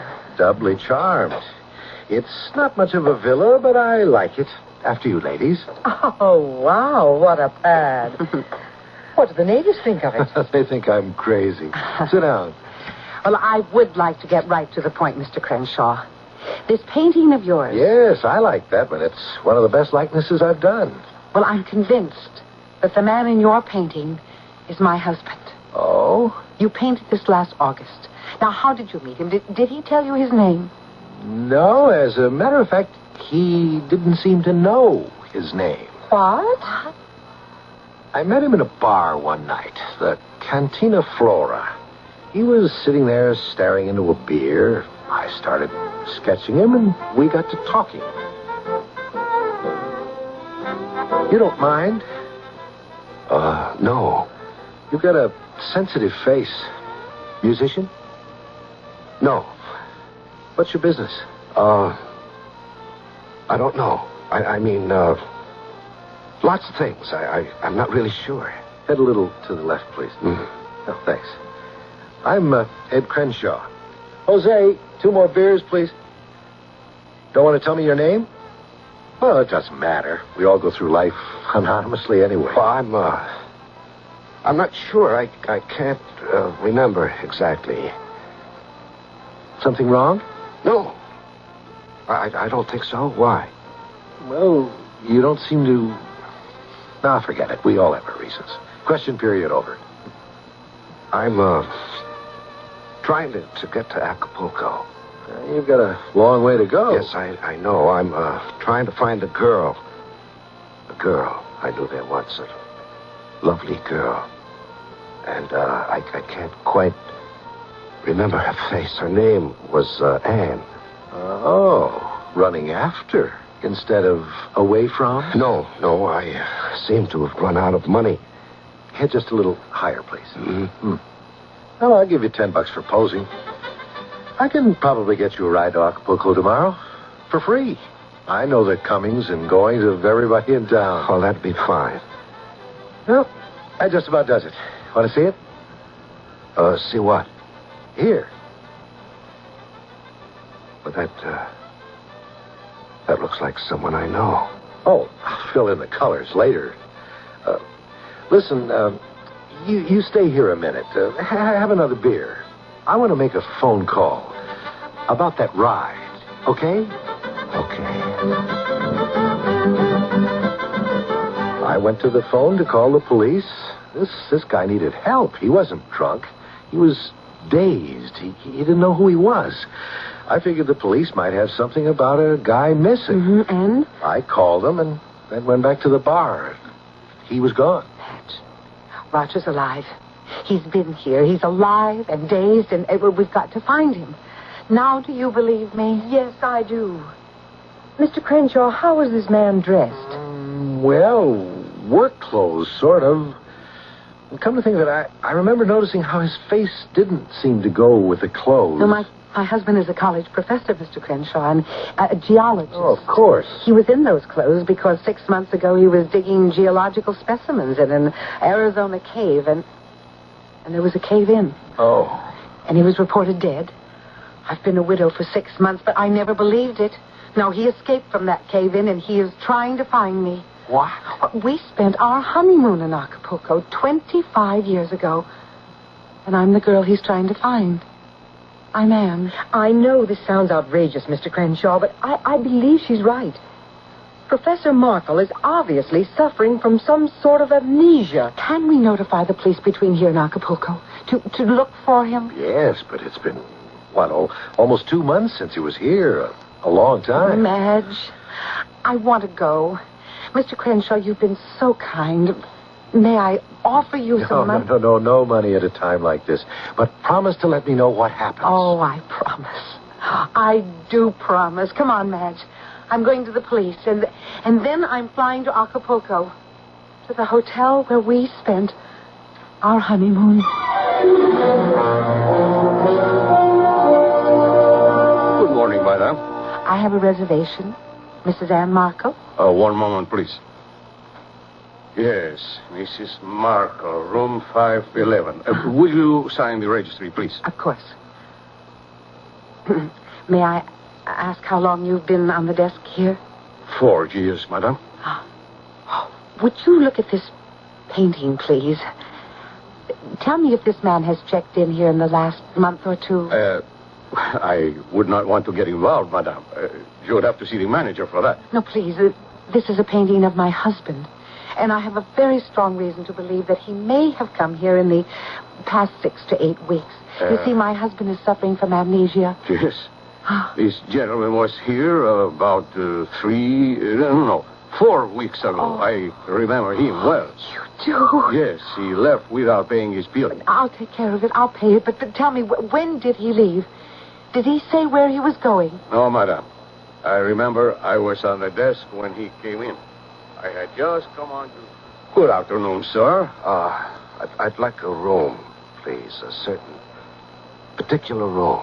Oh, we are fairly well booked, sir. Which room did you wish? Well, it faces the water, and there's a little balcony. A balcony with flowers. We have 200 rooms like that. Oh. Well, let me think. 511. Yes, 511. Let me take a look. You are in love. Yes, 511 is available. Would you sign the register, please? Yes. Is there something wrong, sir? No. I'm just trying to think. There. I'm meeting my wife. I expect she'll be along shortly. Yes, sir, Mr. Smith. Smith? You signed the register, Mr. Smith? I did? Wait, yes, sir. How very curious. I wonder why I did that. Well, sir... My name is, That's funny. May I have the key, please? Yes, sir. I'm going to our room, and you tell Mrs. My wife I've already gone up. I saw him around the hotel for a day or two, and then he vanished. Room 511 was our honeymoon suite 25 years ago. Look, may I see the registry, please, of the day that he registered? Oh, yes, madam. Let's see, September 20th, 30th. Yes, here it is. That is the gentleman's signature. John Smith. Yes, that is my husband's handwriting. He used the room, but never checked out. In fact, one moment. In the safe here, I have something one of the maids turned in. Would this have belonged to your husband? I gave him this ring on our 10th wedding anniversary. And this Mr. Smith was actually your husband? There is no doubt of it now. How was he dressed? Oh, I don't really remember, madam. Well, was he in, work boots, and clothes? No. If he had been, I would have hesitated to accommodate him. He was wearing an inexpensive suit, I believe, and he had only a small suitcase. Yes, he must have bought the clothes in Il Vadro. If Madame would care to consider the bill. Oh, of course, and add it to mine. I'll be here for a while. I'm going to try and have the Acapulco police search for him. They will be quite cooperative, Madame. But this was 4 weeks ago. You think he has reason to stay in Acapulco? I don't know. He's suffering from some sort of memory loss, and all I can do is look for him. Just as he seems to be looking for me.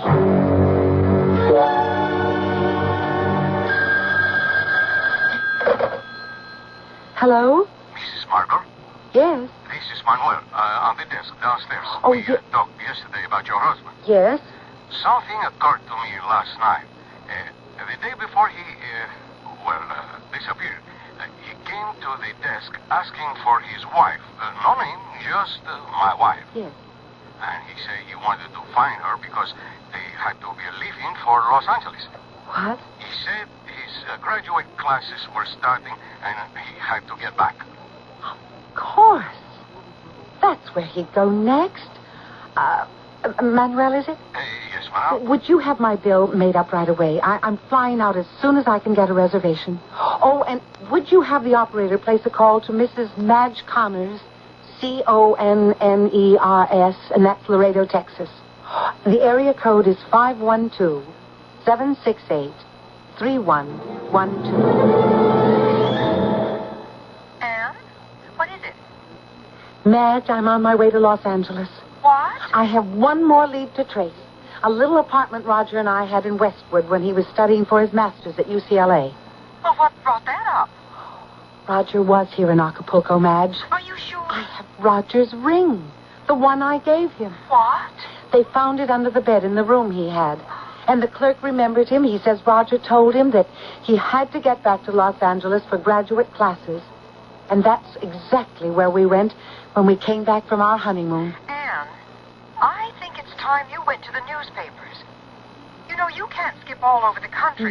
No, I don't want that kind of publicity. Not for Roger. But the papers can describe his condition. Someone knowing the story might see him, and they'll... Well, I'll consider it after I've been to Los Angeles. Do you want me to meet you there? No, thanks, Madge. I'll go alone.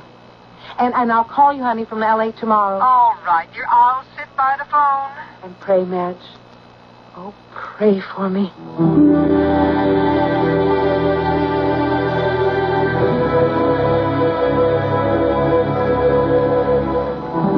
On a wing and a prayer, Anne Markle goes to Los Angeles for one more trace of her missing husband. It appears that Professor Roger Markle, stunned from the cave-in he escaped in Arizona, is wandering through his past life trying to find his wife, Anne. And Anne is frantically trying to follow his trail and, with luck, to intercept him.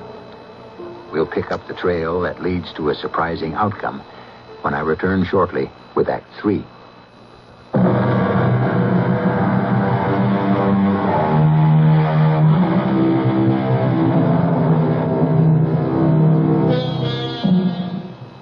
In these days of modern jet transportation, one can go anywhere in a matter of hours. The jet plane is indeed a magic carpet that can eliminate the distance between lovers and bring them together. Now Anne Markle rides such a magic carpet, settling gently on the runway at Los Angeles, closing the distance between her and her husband, whom she's sure is in this city, looking for her. A cab ride to a Westwood hotel, a restless night, and next morning we join Anne in front of a neat white garden apartment.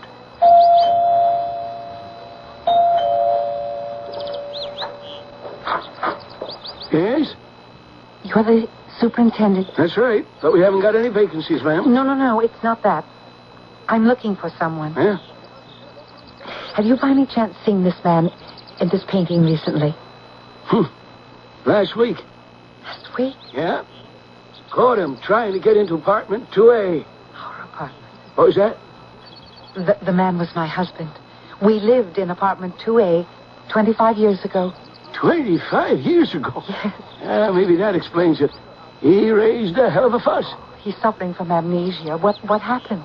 People in 2B called. Said some guy was hammering on the door to the apartment next door. I look out the window across the pool. Sure enough, this guy is on the balcony in front of 2A, banging on the door. I hightail it over. Anne, open this door.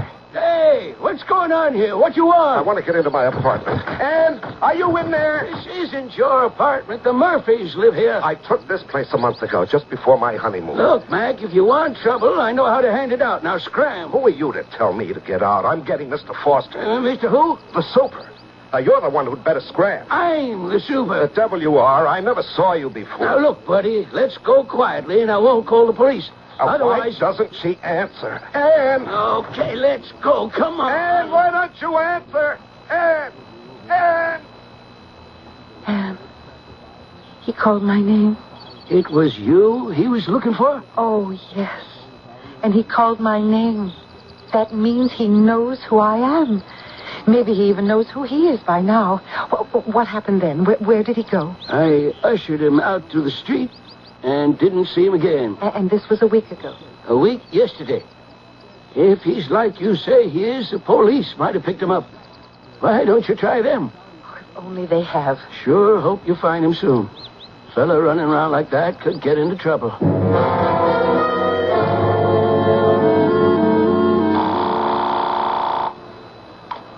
Hello? Madge, it's Anne. Anne, what's the news? Roger's on his way home to Chicago. I'm flying out immediately. What? Will you come and stay with me? I need you now, Madge. Well, of course, I'll leave tonight. But how do you know he's going home? He got a ride. He might even be there looking for me. And look, I'm going to tell you all about it when I see you. And I even hounded the airlines, trying to see if Roger might have flown out of Los Angeles during the week. And nothing, right? Now, come on, stop the cat and mouse and tell me how you know Roger's in Chicago. I was having lunch in a little coffee shop in the valley. Yes? A truck stop, really.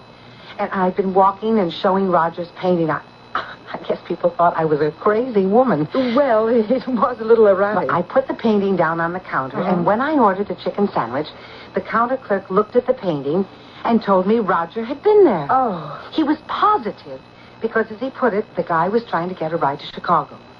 Well, he told me one of the truck drivers offered Roger a ride, and they left together. Oh, Anne! Now, this was 6 days ago.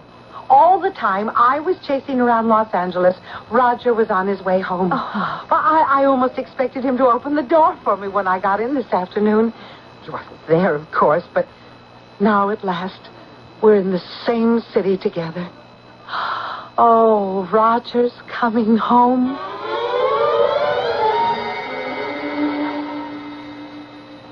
How about a movie tonight? No, I want to go to Kelsey's. Again? We've been there 3 nights in a row. Madge, I feel so sure that Roger might turn up there. We spent so many happy evenings there when we first came to Chicago. Honey, we've got the police and all the newspapers on the lookout. Why don't we just sit tight? I can't, Madge. I have to keep doing something to keep from going crazy. Okay, Kelsey's it is. But I think that bartender is starting to wonder about us.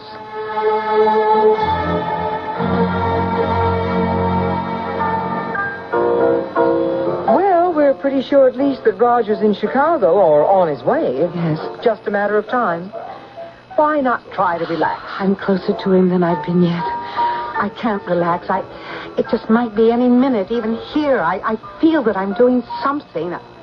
Putting myself in his path, perhaps only, but in his condition, anything might happen to him. I almost feel that I ought to be on the street. Madge. Oh, Madge, look at the window. Look. What? It's Roger.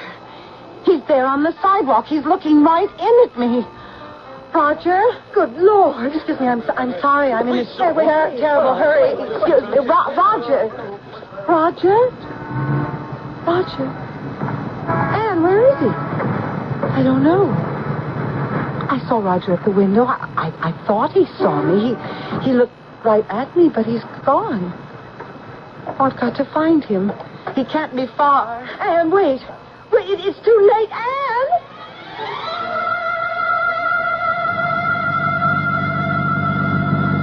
Oh, thank heavens for you, Lieutenant Holmes. Well, I heard the call come over the radio. I'm curious. I knew immediately it had something to do with this Professor Markle. I'm frantic about Anne. Where could she go? Well, she could have turned down any of these side streets. Oh, she's so upset she'd take any chance to find her husband. Mrs. Connors, do you think Professor Markle is alive? Why, of course. I mean, Mrs. Markle isn't imagining this, wanting to hope. I thought it might be like that at first, Lieutenant, but I was with her when she found the painting and when she talked with the artist. And then Professor Markle did turn up in Acapulco and in Los Angeles. And you saw him tonight? Well, Anne saw him first. My back was to the window, but when I turned, I saw someone moving away. Well, if he's alive in this city, we'll find him. Tonight. Mrs. Markle, too.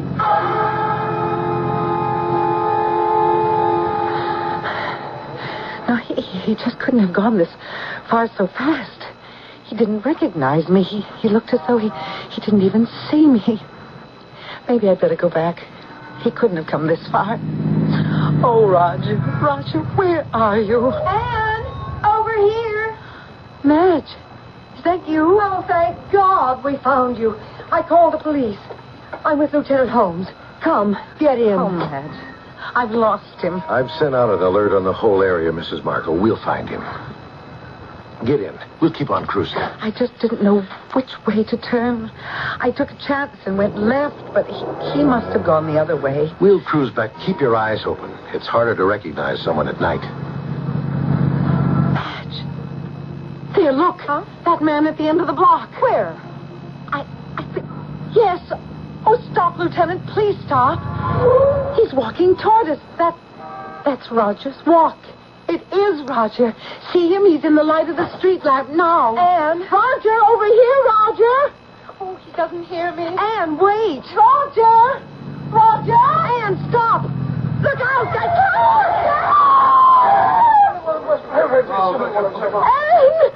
Oh, God. Anne. Car 51 to headquarters. Ambulance to Elman Springs. Ambulance. Come on. Back, everybody. Please, stand back, everybody. I can't look. Lieutenant, is she... I don't know. Why did she run like that? It wasn't Roger. There wasn't anyone there on the street.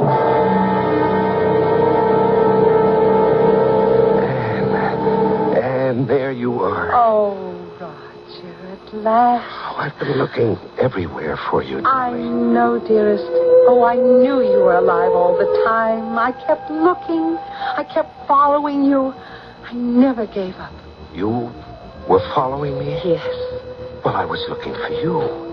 I couldn't find you at the honeymoon suite, and then in Los Angeles, our old apartment, remember? Yes. Well, you weren't there either. And I was confused. I kept trying to think, where would Anne go next? And then I knew. Yes, we left Los Angeles when I got the teaching job in Chicago. And that's just what I did. When I learned you were on your way to Acapulco, I just knew you were looking for me in the old places. I tried to think where you'd go next. Yes, two minds with a single thought. Because we've been one since the day we were married. Yes. Oh, Anne, I knew that someday I'd find you. Come, Roger. Oh, let's go home. Home? Mm-hmm. To our apartment. Oh, that isn't home for us anymore, Anne. Roger, dear. I know you've suffered a terrible shock, but we'll work it out together. You'll be fine. It'll take time, but trust me. You don't understand, do you, Anne? Oh, I do, darling. And I'm going to help you. No, I should have realized. It's too soon. What's too soon? You'll understand in time. What is it, Roger? What are you trying to say? I didn't realize the truth until I saw you. And now I know. And you'll know soon, too, my darling. Roger, I trust you. If you say so, then that's enough for me. Come in. It's time for us to go.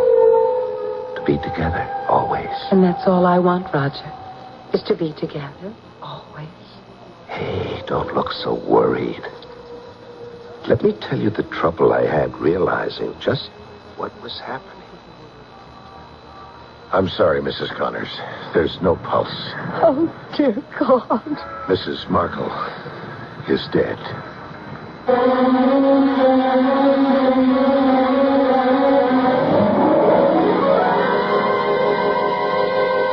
Love has a way of fulfilling itself.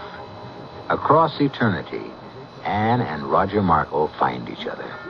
And Madge, earthbound and mourning for her sister, cannot know the joy Roger and Anne are sharing.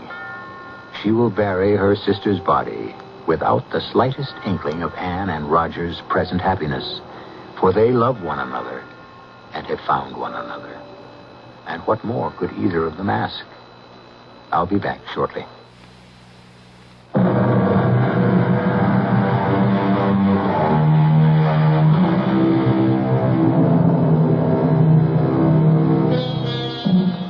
Some people chase rainbows. Others chase butterflies. We're all pursuing something in life. A hope, a dream, a mate, even happiness. And when the object of our pursuit is love, no barrier is too great to overcome. For love is the pot of gold at the end of the rainbow, the monarch butterfly of all human needs and emotions. And in our story just concluded, it was a force that transcended even death. Our cast included Betsy Palmer, Joan Shea, Larry Haynes, Gil Mack, and Robert Maxwell. The entire production was under the direction of Hyman Brown. This is E.G. Marshall inviting you to return to our Mystery Theater for another adventure in the macabre. Until next time, pleasant dreams.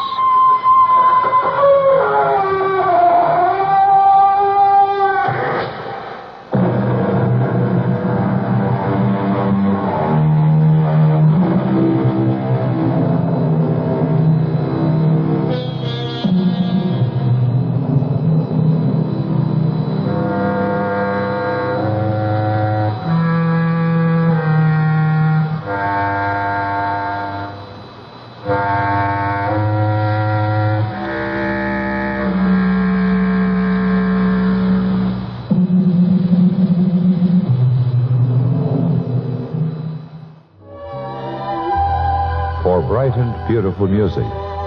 This is KIXI, Seattle.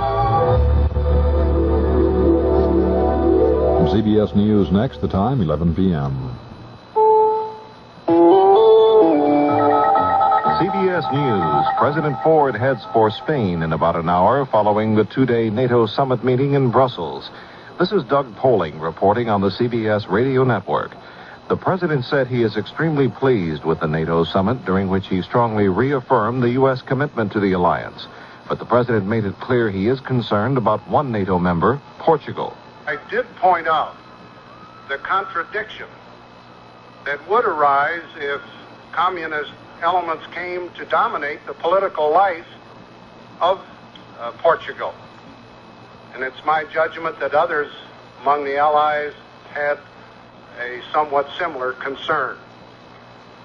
There is a general agreement that the situation must be watched with care and concern, but also with deep sympathy and friendship for the people of Portugal. The president, while in Spain, will be discussing renewal of U.S. base rights in that country. About 600 longshoremen and clerks went on strike 2 hours ago at Boston Harbor. It's a contract dispute with Boston shippers centering around the issue of guaranteed annual incomes for the workers. Alan Greenspan, the chairman of President Ford's Council of Economic Advisors, says recovery from the recession will speed up later this year, but he says unemployment could go above 9% before starting to fall. His projections indicate unemployment could remain high for several years to come. The forecast triggered this response from AFL-CIO Chief Economist Nat Goldfinger. What's being predicted here in today's report from the administration is 5 consecutive years of 6 million to over 8 million unemployed. Now, this is utterly shocking in terms of human values, of family and social values. Moreover, it's an economic waste, and it's a real danger to American society. Nat Goldfinger of the AFL-CIO. The United Auto Workers Union is asking the federal government to declare some 39,000 Chrysler workers eligible for special unemployment benefits. The UAW claims the workers are entitled to the benefits because they lost their jobs due to foreign competition. The union cites imports of 2 Chrysler models built in Canada. The new federal clean air standards will go into effect across most of the nation Saturday midnight. New anti-pollution requirements approved by Congress are legally binding as of June 1st. But the Environmental Protection Agency says only 89 of the 247 regions involved appear to be in compliance. The regulations set maximum levels of such pollutants as smoke, sulfur dioxide, carbon monoxide, smog, and nitrogen dioxide. Exiled Soviet author Alexander Solzhenitsyn has painted a grim picture of the status and the future of the West. In an article for the French newspaper Le Monde, Solzhenitsyn says the Third World War has already been fought and the West has been defeated. He says that war started just after the Second World War and ended this year with the communist sweep of Indochina. Solzhenitsyn says the powerful Western countries have grown weaker in 30 years of peaceful coexistence, have lost allies, territory, and respect to an implacable enemy. He concludes that another 2 or 3 decades of peaceful coexistence and the very concept of the West will vanish from the face of the earth. Doug Poling, CBS News.